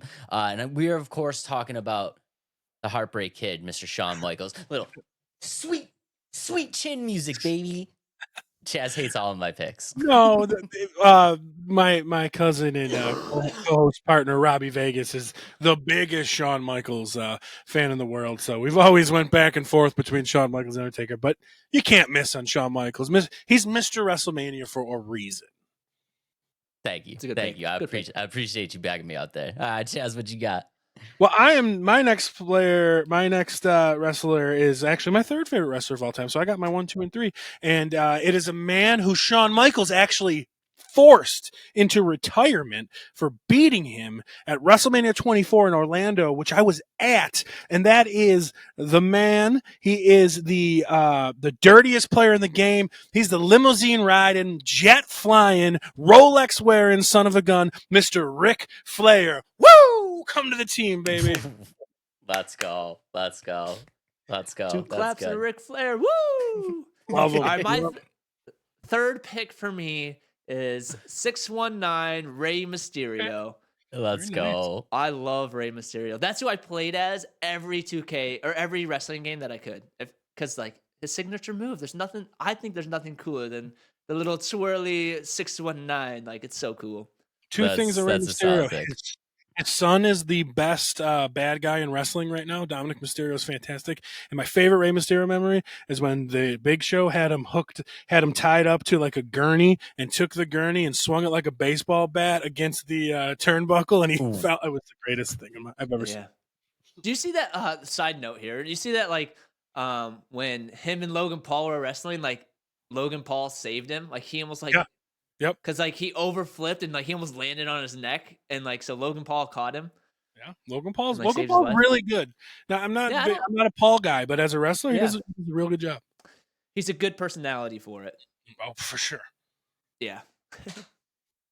Well, I don't know if I could follow that. All right, guys, with my next pick, I'm so losing this draft, but you know what? I don't care. I love this character. The next pick on my team is gonna be the one and only Mr. Razor Ramon, and I love me some Razor Ramon. The Razor's Edge was sick. He was like the quintessential bad boy of like my era of wrestling for like when I really, really, really bled wrestling. So I'm going with Razor Ramon. I love that you went with Razor and didn't say Scott Hall. Like Scott Hall was cool, but Razor was where it's at. He was dripping machismo. It was a dripping machismo. Yeah, before the whole Scott Hall, Kevin Nash nonsense. He was Razor Ramon and he was his own deal. And he was indeed dripping with machismo. Okay, so my next pick, round 4 here, is going to be my probably like I don't know. He probably isn't my top 5. Maybe he's top 4, but he was one of the sole reasons that got me back into wrestling hardcore within the past decade. Probably my favorite character from the last decade, and sadly, we lost him this past year, and it really hurt me. And I want to bring Bray Wyatt on my team, and Bray Wyatt like transcended. Like he brought in a lot of old school fans. He was such an old school character, and everything he did was fantastic. And when he like transformed into the Firefly Funhouse, the Mr. Rogers character, and then transformed into the Fiend, like at the same time during COVID, like Bray Wyatt was a genius, and he was a fantastic wrestler, and he was gone way too soon. So rest in peace, Bray Wyatt, and welcome to my team. Good That's one, a solid good one. pick. Yeah, the Fiend. Yeah. The Fiend just made you feel different. It was it just felt different. You're like, I haven't seen this level of like showmanship in the sport in a long time. So yeah, that's a great pick. All right, I might have to get my next one cleared. It's gonna be a duo if that's allowed. So is it a duo allowed? Whoa. All right, go ahead. Take the Is it- duo. A duo long- is allowed, Chazz? As long as like it's not like, you know, there was a tag team of like Stone Cold and Shawn Michaels. No. It's got to be like a No, real this. tag. Yeah, it's a they're brothers. So my fourth pick is the Hardy brothers. There you go, the Hardy Boys. All right. Yeah. All right. If We'll I allow have it. to, I'll say Jeff Hardy. If I have to, Well, that's fourth the pick, right Jeff answer. Hardy. That's the Yeah, right. exactly. There we go. We'll let you I love the High Flyers. The High Flyers are like my favorite character, or like my favorite personalities. Legends. We'll allow it. Future Hall of Famers easily. Yeah. We'll allow it. Okay. Guys, with my next pick, we are going to go very, very early. And this is, Chaz kind of brought this up already, but this is kind of like one of my earliest memories of wrestling. And I got to put the Ultimate Warrior on my team. I got to take him. I gotta take the Warrior. I gotta do it. He is my earliest memory of wrestling. I remember dude, do you remember those pillows that were shaped as like the wrestlers and you could beat them up? Yes. Mm-hmm. Yeah, that's dude. That is my earliest wrestling memory. Is just watching the Ultimate Warrior and grabbing the rope, and it's like, oh, it's about to go down. Like I absolutely love it. Yeah, That's so a I'm good one. putting the That's a good Warrior one. on my team. So let me get this straight. You have the wrestle buddy of the Ultimate Warrior, and you beat him up, and then it's two. You're sick of that, so then you go and beat up your poor little brother. That's ridiculous. No, I would Other way practice I would practice on the wrestling buddy to make sure that I got the moves down pat, and then I'd be like, "Yo, baby bro, let me show you something." That's when his brother turned around and started beating him up. He's like, I gotta go beat up my stuffed wrestler now. Funny story. That's when he started getting bigger than Dave, and Dave's like, gosh darn it, I'm gonna go beat up my little toy. But funny story. The reason why I have this nose is there was one time me and baby bro, shout out to you. I had to tell this story, but shout out to the time that we were having a little bit of a wrestling match, and what ended up happening was, of course, because I'm an amazing wrestler, I put him in the sharpshooter and made him tap, and then as soon as he tapped, I let him go, and as soon as he got up, he sucker punched me right in the nose, and that is why I have this monstrosity on my face, in which why everybody that meets us says, "Oh, Pete, you got the good nose. You did not get the good nose. I had the good nose, and you took it." He That's gave awesome. you the bad nose. Yeah, He gave that's me awesome. the bad nose. Yeah, Sounds like you deserved it. I did deserve it. I love you, Well, buddy. I love you, buddy. anybody that likes Bret Hart deserves a punch in the face. So Wow. we got one more round, right? Yep, fifth pick. We got one more left. So since you took my next pick, I am going to go down a different route here, and I'm going to get a little female representation, and I am going to go with my favorite female wrestler of all time, easily, and I think the greatest female wrestler of all time. Athletic, great moves, knows how to sell, knows how to draw money, and comes from a legacy, because I already have her father on my team. So let me get Charlotte Flair on my team, and everyone's going to hate it, but Charlotte Flair, I don't want to say single-handedly, but Charlotte, Becky, all those people, but Charlotte was the queen of this whole women's revolution, and women's wrestling today is fantastic, and you needed all the people before, of course, but that era, especially Charlotte, is the reason that it is top notch today, and matches with women are just as good as the men. Sometimes the women's matches steal the show on cards, and it was never like that before. And Charlotte Flair, welcome to the team. That's a good pick. Solid That's pick, a good bro. pick. Solid pick. My last pick is actually a wrestler that I worked at his high school, and he came there last year actually, and I got to shake his hand, and that is Seth Rollins as my final pick. Let's go. Just mostly because I met him. Like that's about all. I met him. I shook his hand. I worked at his school, and it was cool to see him in there hyping up the crowd. He actually hit our principal with a pie to the face, so it's kind of cool. I'll tell you, Seth Rollins is the Shawn Michaels of this current generation. Like Hey, he's Roman cool. Reigns might be the big star, just like Stone Cold was the big star, but Seth Rollins is like the straw that stirs the drink. He's always the one. They need him to be the champ. They put the title on him. He always has a good match. Seth Rollins is awesome. So good choice. Mm-hmm. Thank you. Solid choice. Okay. And guys, to round out the draft, I'm probably going to lose some people here, but that's okay. Because I need You to put lost this people one earlier, so I let's be already honest. lost people, so it's fine. It's all right if I lose everybody else. But I have to put this man on the list because this was one of my dad's favorite wrestlers. And my dad is, one of the people that kind of got me into wrestling. We used to watch it together.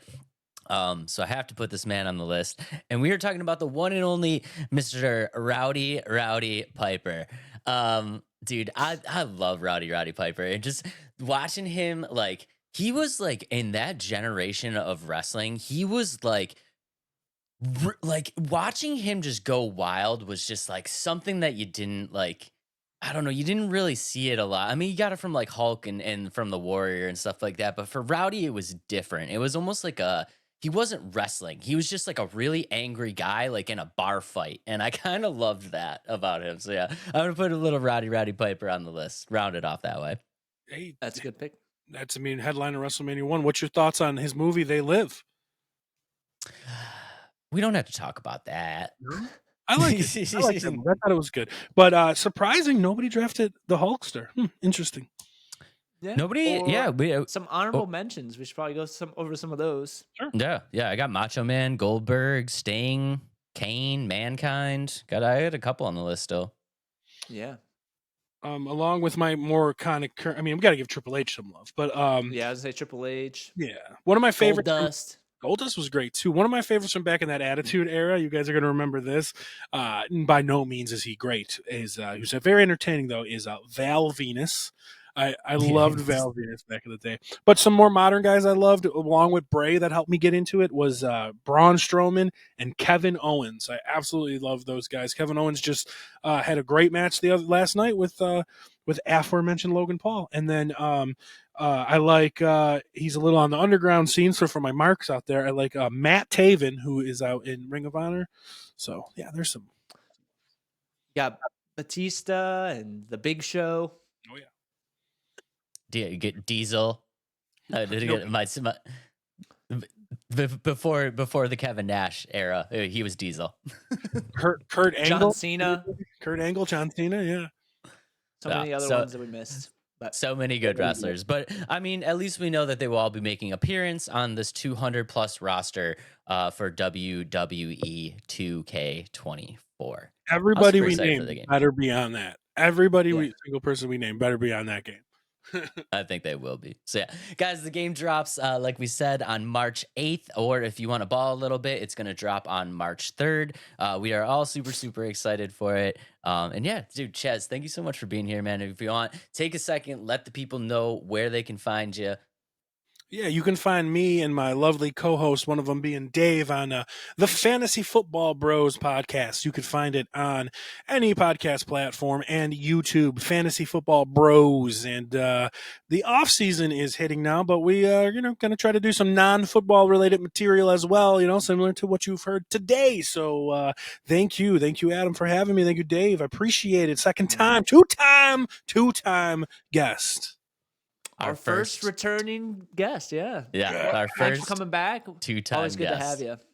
Always good to have you, buddy. Thanks. And it's the off season. I'm down to nerd out. So thank you guys. I appreciate it. All right, guys, moving on to the next game of the evening. I do believe that Adam is probably super excited about this game, and we are going to be talking about Princess Peach Showtime. Why do you think I'm excited? Let's hear why you think I'm excited. You know what? I'm gonna throw it out there and just say that I think that you're excited, and honestly, I'm excited, and I think it's because um these games when you talk about like Mario and stuff like that, these games, regardless of what they are about, are just fun.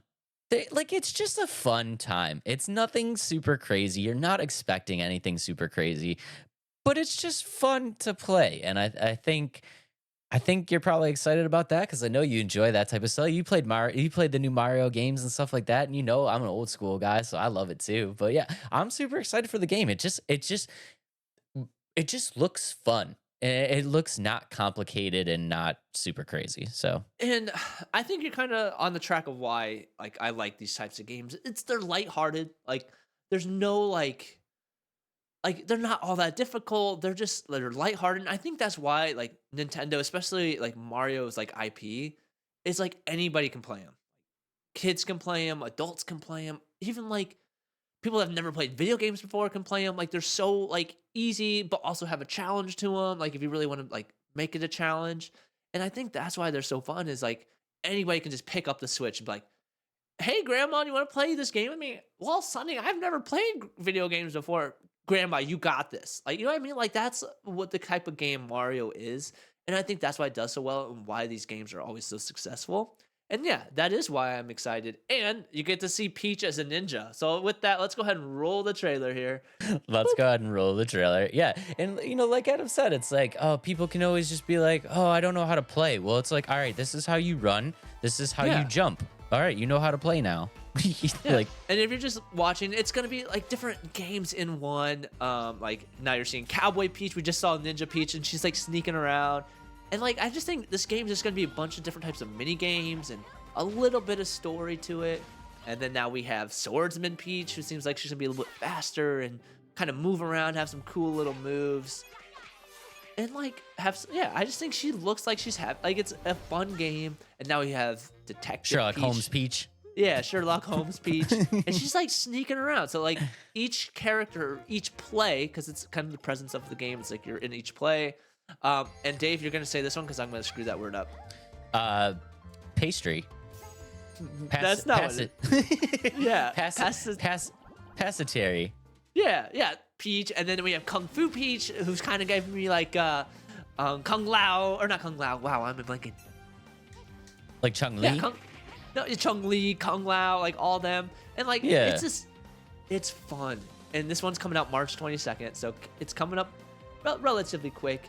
And I just think that's why this game looks fun. It's lighthearted. It's a Mario game, and it's a game about Peach. I think the last game that Peach was in, it was like Super Princess Peach, and it was on the Nintendo DS. So it's been a while since we've gotten a Peach specific game, and like it's cool. And like so, going into the story a little bit, it's a Mario story. So Peach is to stop the wicked grape and the sour bunch from stealing the show at the Sparkle Theater. So nothing crazy. It's something super simple. But like all Mario's like that. You know what I mean? Like Bowser's taking over, like stealing Peach, messing everybody's day up.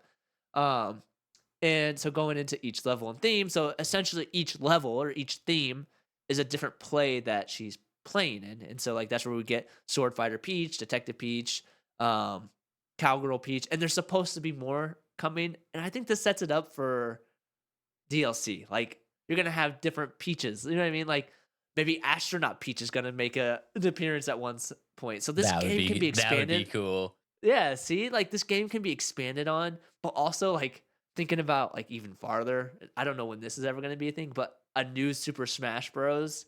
Like there's let's see, 1, 2, 3, 4, 5, 6 Peach characters for the new Smash Bros. Like I think that's cool. Yeah, I think it's really, really cool. So like Adam said, this game is essentially Peach is going to the Showtime Theater, and the Showtime Theater has been overtaken by Grape and the Sour Bunch. And I think what's really, really cool is like, have you ever played Luigi's Mansion? Yeah, yep. All right, so you know Luigi's Mansion, it's like you're going from floor to floor and like kind of like evacuating out the ghosts and stuff like that. I think this is going to be the exact same kind of vibe, and it's like you're going from area to area, and each area that you're going to visit is going to be based on a like a play, like a theater play. And that's why we're getting all these incantations of Peach. But I think it's really, really cool because of the level of diversity of game types that you're gonna see in this game. So if you look at the trailer, we saw we saw we s- we saw like the cowgirl Peach, right? And Yep. that looked more of like a kind of precision type mini game. And then we saw Yeah. the Kung Fu Peach, and the Kung Fu Peach looked a lot like a platformer, to be honest. Yeah. And then we saw the Sword Peach, and Sword Peach looked like a hack and slash. Like Yeah. it was very much attacking. And then you saw the Detective Peach, and that aspect was much more of like a puzzle solving. And it's like, Yeah. it's cool that all of these genres are kind of in here together. And it's like a lot of this stuff we've never seen in a Mario game before. Like, Yeah. could you imagine, like, can you think of a game where you were running around as Mario with a sword and like actually hack and slashing? Like, I've never Not seen really. that before in a Yeah. Mario game. So Right. I think it's kind of cool. Yeah, and kind of going off with that, it's funny. We just talked about Avowed not too long ago. It's like it's combining different genres, different feels of the game, and it doesn't work for Avowed, but it's working for Princess Peach. And I think it's the execution of how they're doing it, and that's why it works for this game. And to be honest, it kind of makes sense for a Peach game to be like this. And it, like I said, they're just lighthearted. They're not trying to be overly complicated, but also adding elements that everybody can enjoy in the game. I mean, I think it's gonna be really, really cool. I don't think we have like I don't think we have too much to say about it because there's just really not that much there. But I think that's the point of it. There's not that much to uncover, right? It's just you're getting a cool Mario game, you're getting a lot of different game genres, you're gonna get a lot of different like styles of gameplay that are gonna keep you entertained. It's something that everybody can enjoy. It's lighthearted, it's fun. And I'm honestly super excited for it. And shout out to Princess Peach. She doesn't get her leading lady games very, very often. So it's cool. It's cool to see her get one. It looks cool. I like it. I like it. Is it gonna want to be one that I'm gonna pick up right away? Probably not, but it is one I'm gonna end up playing eventually. And if my wife wants to play it, we're getting it. That's kind of what's gonna sell it. I don't know if I saw this. Is it multiplayer in any way? Like, are you gonna be able to do it? I searched around. I really searched because that's what I wanted to know. Is this going to be a multiplayer game? Because it feels like it should be a multiplayer game because a lot of these things kind of look like mini games. But I didn't see anything. So at this moment I do believe it's just a single player experience.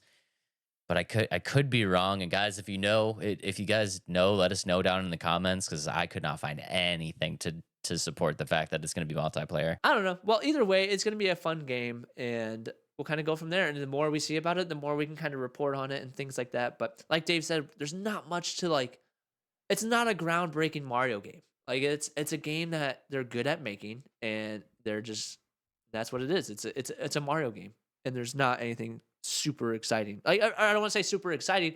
There's nothing that is gonna steer people away, I guess, or you know what I mean. You know what I'm trying to say? It's like it's a Mario game that everybody loves. There's not a lot to unpack here, and I think that's the point. There's not a lot to unpack, and that's the point. It's just a game that's fun to play, and I honestly think we might need a little bit more of that. We might need a little bit more of people just getting back to the roots and being like, I just want to make a game that's just fun to play. Because honestly, you see that on Steam all the time, like all these indie games that are just like they're not super complicated, they're just fun to play, and people love them. And some people kind of want to go back to that where it's not like, oh, I have to invest 300 hours and learn this new coding language and like develop this, like, you just want to pop a game in that's fun to play for an hour, and that's it. So this is the game for you if you're looking for that. Moving on. I didn't know if you wanted me to introduce it or not. I was like, should I introduce it or is he about to cough? Okay, guys. So Princess Peach will be getting her own game, and as we know, Princess Peach, when it comes to the Mario universe, little bit of a badass. She's a little bit of a badass. So we thought it would be fun to do a draft of the most badass female characters in all of video games. Dave, I'm excited. flip the coin. I'm flipping a coin. We all know who's going first. Today's my day, dude. Filing down Dang, there you go. filing down that coin did good. Okay, guys, with my number one pick, I think there's only one way to go here, and I'm gonna go ahead and do it. I'm gonna take me some Lara Croft. Love me some Tomb Raider. Yeah, she is a good one. Good pick. Good pick. Had to do it. Yeah, I don't know if there's another place you could go, to be honest. But I'm gonna try. So my first pick is Ellie from The Last of Us. Ooh, that's a good one. There's no messing with Ellie. She'll take No. you down. No, that's a good one, especially right now. The Last of Us we're just riding on that hype. That's a great pick. Okay, guys, I'm gonna go ahead and try to follow that up, and I'm going to take on my team for the second pick, a little Samus from Metroid. She was lower on my list, but a great pick. Like you have to have her on a list, I think. I have that moment. So I'm like you guys know, I'm old and I am an old school gamer, and I have that moment where you found out that Samus was a woman for the first time, and that like mind-blowing moment. And so that's lived with me for forever. So I like it. Playing through Metroid and just seeing like what a badass that character was, and then having that helmet pop off and you're like, oh dang, like That's that cool. moment will live with me forever. That's pretty cool. All right, my second pick. Yes, my second pick is Sonya Blade from Mortal Kombat. She was on my list. Like she's a boss. Like she's just a boss. She'll put like Johnny Cage. Like she just takes control. She's so cool. I like her. Kiss of death. Yeah. Yeah, that's a good pick. Okay. Well, since Adam went to the tournament fighter, I'm going to go to the tournament fighter as well. And I've already said this character's name, so I'm going to go ahead and put her on my team. Give me the one and only Chun-Li. Yep, good one. That's another good one. Little Street Fighter action. She's a badass. Yeah, she is. Yeah, she is. Had to do it. My third pick is, we were just talking about her. My third pick is Princess Peach. Taking her, putting her on my list. Let's go. I feel like we couldn't have talked about that game without putting her on the list. Yeah. So I'm glad you took her. Thank you, Adam. Thank you very much. Okay, guys, with my very next pick, because Adam has already stolen the Mortal Kombat character that I wanted, I'm going to go with my second Mortal Kombat character, and I'm going to take the one and only Melina. You didn't like that choice. I thought you were going to go with Katana, maybe, but Melina's fine. I like Melina, dude. Melina is dope. Yeah, I also like Jade. Jade's cool too. Jade's cool too, but Melina's OP. That forward circle move where you do the drop kick through the bottom of the screen and come out through the top. Ooh, Dude, that move is OP. That move is OP. That's like borderline unblockable. Mortal Kombat's 9's noob, where you just do up down. And he go, oh my god, like up down or down up, and like you teleport, pick him up, slam him. Like that move is also And when you add the modifier, you do it twice, and then bam. Oh, dang. Yeah. Plus, she got some badass size, and it reminds me a lot of oh my god, I'm blanking. Daredevil, Elektra. Yeah, she reminds me a lot of Elektra. Yeah, so pretty cool character. To be honest, I thought you said thighs. I was like, okay, Dave, we're taking this a different route. Okay. But now I hear size. Okay. No, size. No, we not keep thighs. I keep Let's Talk Nerdy PG. I do my best. I like it. All right. My fourth pick? Yeah, my fourth pick. Yep. My fourth pick is Tracer from Overwatch. Ooh, that's a good one. She's just such a happy character, so fun, and she was my main in Overwatch, so I'm picking Tracer as my fourth pick. That's a good pick. That's a great pick. Okay. Oh, dude. All right, I'm going to do it. Guys, with my last pick, I'm going to round it out. Give me a little bit of Jill Valentine from Resident Evil. Good pick. She's a badass. You just stare those zombies in the face with a little pop, pop, pop, pop. She's a badass. She deserves to be drafted. I agree. And to round it off with my final pick, I actually said I'm playing this game again, or going to be playing this game again, and that is Alloy from Horizon. Let's go. That's She's a solid got a bow pick. and arrow. You know that's me. She's so cool. Anything with a bow and arrow, Adam is down for. That's a great pick. That's a great pick. I thought about making her my first overall pick, but I was like, Dave probably won't take Alloy, so I'm okay with keeping her lower on my list. So It's weird how we've done so many of these drafts that yeah, now I'm starting to like think of it as like, will Adam take this character or yep. can I save it? Yeah, save it for number 5, exactly. And that's kind of where I put Alloy. Honorable mentions. I know like these are IPs that aren't so much video games, but Harley Quinn, she's been a playable character before. Yep. Talia al Ghul, um, Daisy is a big one. Wonder Woman, Daisy. all those great characters. Yeah, I got a little 2B from Nier Automata. Absolute badass. And this is the second draft this episode where my Zelda character has not made the draft but made an honorable mention, but we got to go with Princess Zelda too. I can't Yeah, can't yeah. can't just leave her off. Ooh, I think one that we're gonna get some slack for is Bayonetta. Bayonetta. Yep. Yeah, we're gonna get some Yeah. slack for that. I've never Yeah, played we that are. game, so I have played whatever. Bayonetta. It's fun. Yeah. It's almost like a little too crazy for me, but yeah, she Gotcha. she probably definitely deserves to be on the list, and we're gonna hear about it. Yep, let us know in the comments on who we missed, but I know we missed some good ones, but that is our personal picks. And that means we're gonna move on. I don't know why it Moving means on. that, but we're moving on anyway. So It's just how the show goes. that's how the cookie crumbles. Moving on to our last game of the night, Helskate, coming out on February 15th. I played the demo. I played it, Dave. And I don't know. Okay. We talked about this last week. It's a creative concept. It's a very creative concept.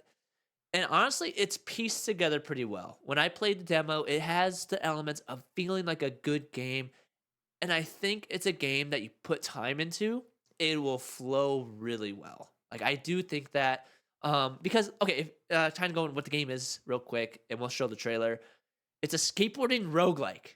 Like why are those two combined? So essentially you're playing as Anton Falcon, who is a diehard skateboard fan. He gets into this hell and like he has to fight these like monsters and bosses, and so that's yeah, essentially you and your friends are like trapped in this like hellish purgatory ruled by Garland, god of the vert. it's kind of silly, kind of like it's a stupidly silly game, but it's okay to be honest. But let's go ahead and I'll pull up the trailer real quick.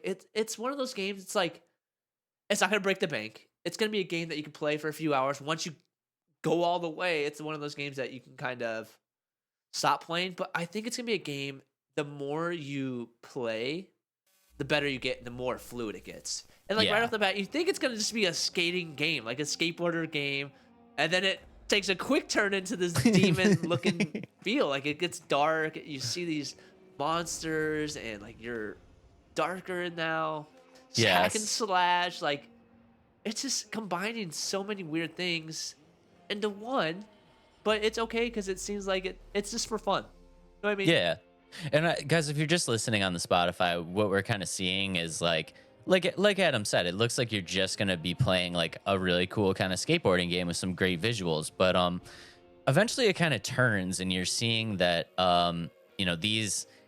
these trick lines that are happening are not only trick lines, but it's like trick lines infused with hack and slash combat, where it's Yeah. like it's not even so much just two separate things of like, oh, there's a skateboarding section, and then there's like, oh, you're gonna have to fight a boss battle. It's like, no, this dude is literally like doing like a tray flip to a manual to like a grind to like slashing the snake in the face to like a varial flip out. You're just like, Yeah. what is happening right now? Exactly. And it's cool. So it's combining like elements of like classic Tony Hawk games. It's not a realistic, it's Yes. an arcade skateboarding game. And that's why it's fun. Like it's nothing too crazy in terms of like the gameplay mechanics.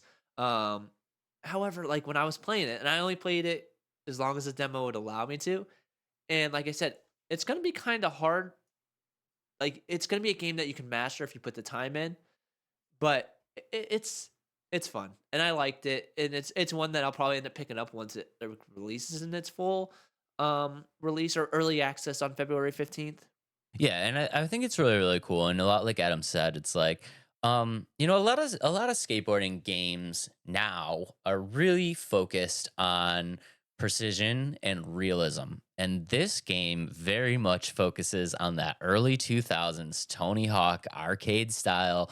I'm going to do 1280 to crooked grind to tray flip manual out, like, yeah, like it's very much that early 2000s Tony Hawk arcade style. And like sometimes I honestly kind of miss that cuz like the remake of Tony Hawk 1 and 2 came out, and I was playing, like I love skate games. I've skateboarded, I've skated for a while. I love skate games.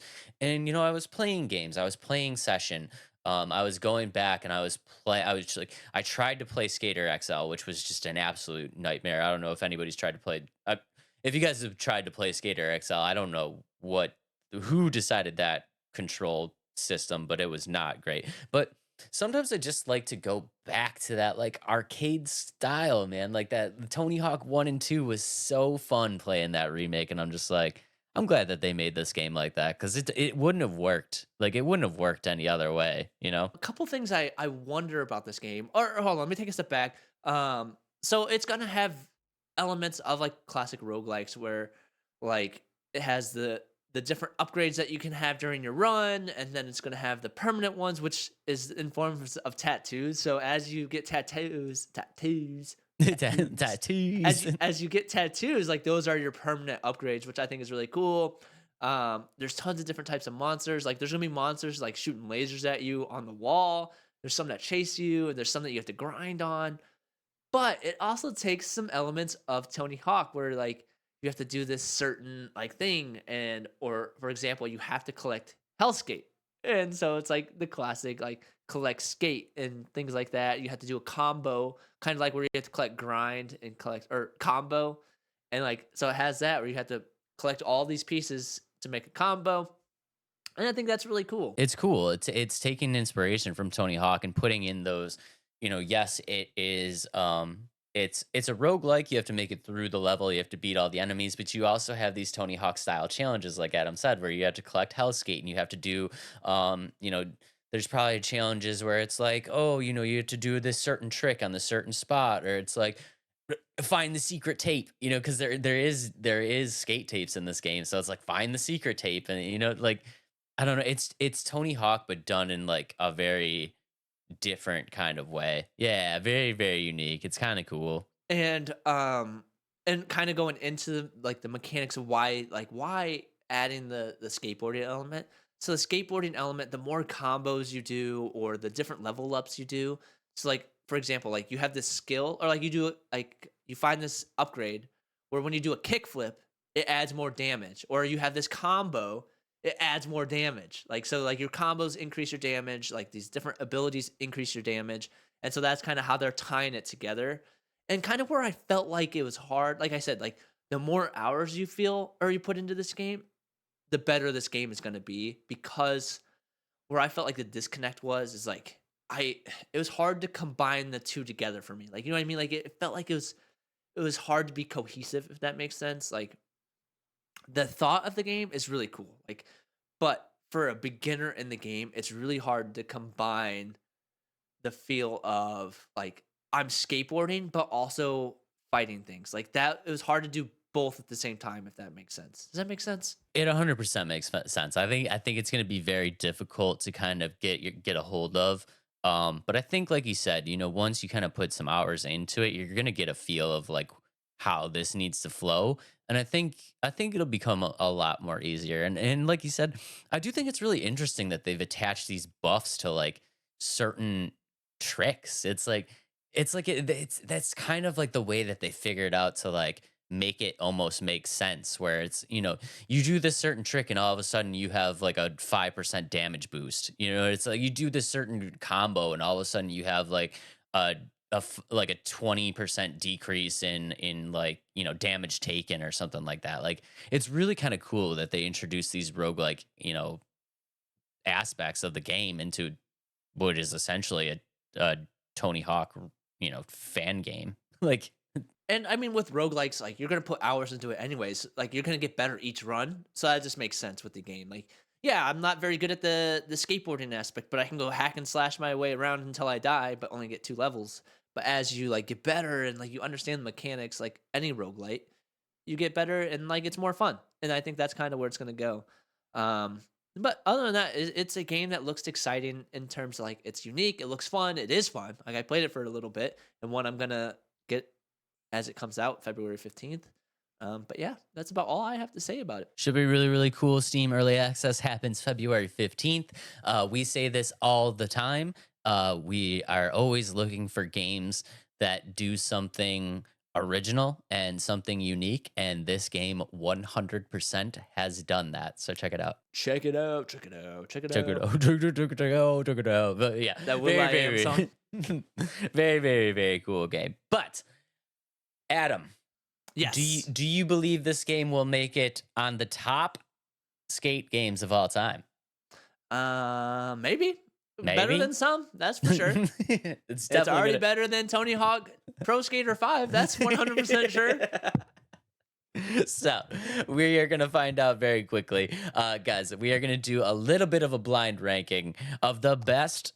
Nope, probably not the best. I'm gonna rehash that. Looking at my list, we're just gonna do a blind ranking of skate games.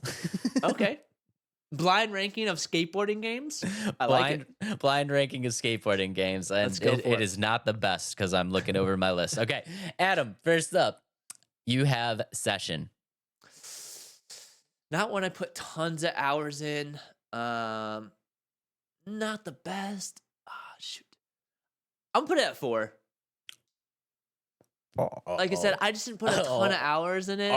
Like, not to say it's a bad game, but it's not one I put the most hours in. I like it, but I don't know. Okay, all right. Next up, we have Skater XL. 5.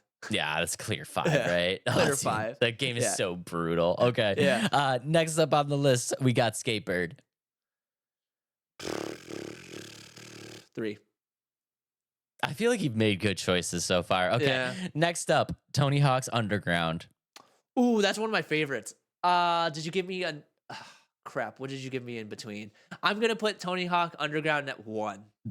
I love that one. That's probably a good pick. That's probably a good Okay, choice. good. Okay. Good, So good. your number 2 game, Adam, is Shaun White Skateboarding. I'd probably switch that with Session. You like Session more than Shaun White? I think. No, I'll keep I- it the same. I'll keep I'm it the same. I'm surprised because Session is more of a strategical, Realistic? Yeah. more realistic tactical. Yeah, I like those though. But okay, I'll keep it the same. That's All a right, good Dave. that's a good list. That's a good list. As long as Skater XL is in the last spot, that's a good. Yeah, that's a good exactly. list. Yeah. All right. Blind ranking of skateboarding games for Dave. Dave, are you ready? Born Ready. Your first choice is Skate 3. Oh my God, you did number 1. Number 1. Number gotcha. easy. Number 1. Easy. Okay. Tony Hawk American Wasteland. Oh. I'm gonna put it in the 4 hole because I feel like he gave me something worse, but I'm not a fan. Okay. The original Skate. Did you give me Skate 2 though? Did you give me Skate 2? I'm gonna put the original Skate at 2. I'm gonna put it at 2 and hope that you Fair. didn't give me Skate 2. No, that's fair. Tony Hawk Pro Skater 5. Damn you, Adam. I have the 5 spot open, right? You do, yeah. Yeah, 5. Yeah, okay, clear 5. Okay, good. That's where Okay. that one deserves Yeah, to be. that's where it deserves to be. Okay. And your number 3, is that where this one's going? Yeah, number 3. Yeah. Your number 3 is Tony Hawk Downhill Jam. You know what? I'm okay with it. I'm okay with Yeah, it. I honestly like the Tony Hawk. Like you got to stand on the skateboard and you're the. It wasn't bad. No, it wasn't bad. Yeah. I think this is good. Yeah. I think just the fact that both of our lists ended with the worst games being Tony Hawk 5 and Skater XL means that we have nailed this blind ranking. I agree. That's a win in my book. Yeah. So, guys, real quick, I just want to say something. And I know it kind of get a little mushy every once in a while here. But I do just want to say, and I'm sure Adam will also Veto second. it. Oh wait, what? Just kidding. I will say, I think Adam's going to agree with me here. I do just want to say thank you guys for absolutely everything. We talked about, last month we hit the 1,000 subscriber mark, and it was all seriously because of you guys. And this month we are actually just it's actually unbelievable. We have a chance to get close to like 300 subscribers added this month, which is just literally absolutely insane. So I just want to say, thank you. Thank you guys for everything. Thank you for the subs. Thank you for watching the videos. Hopefully you guys are enjoying the content. We could not do it without you.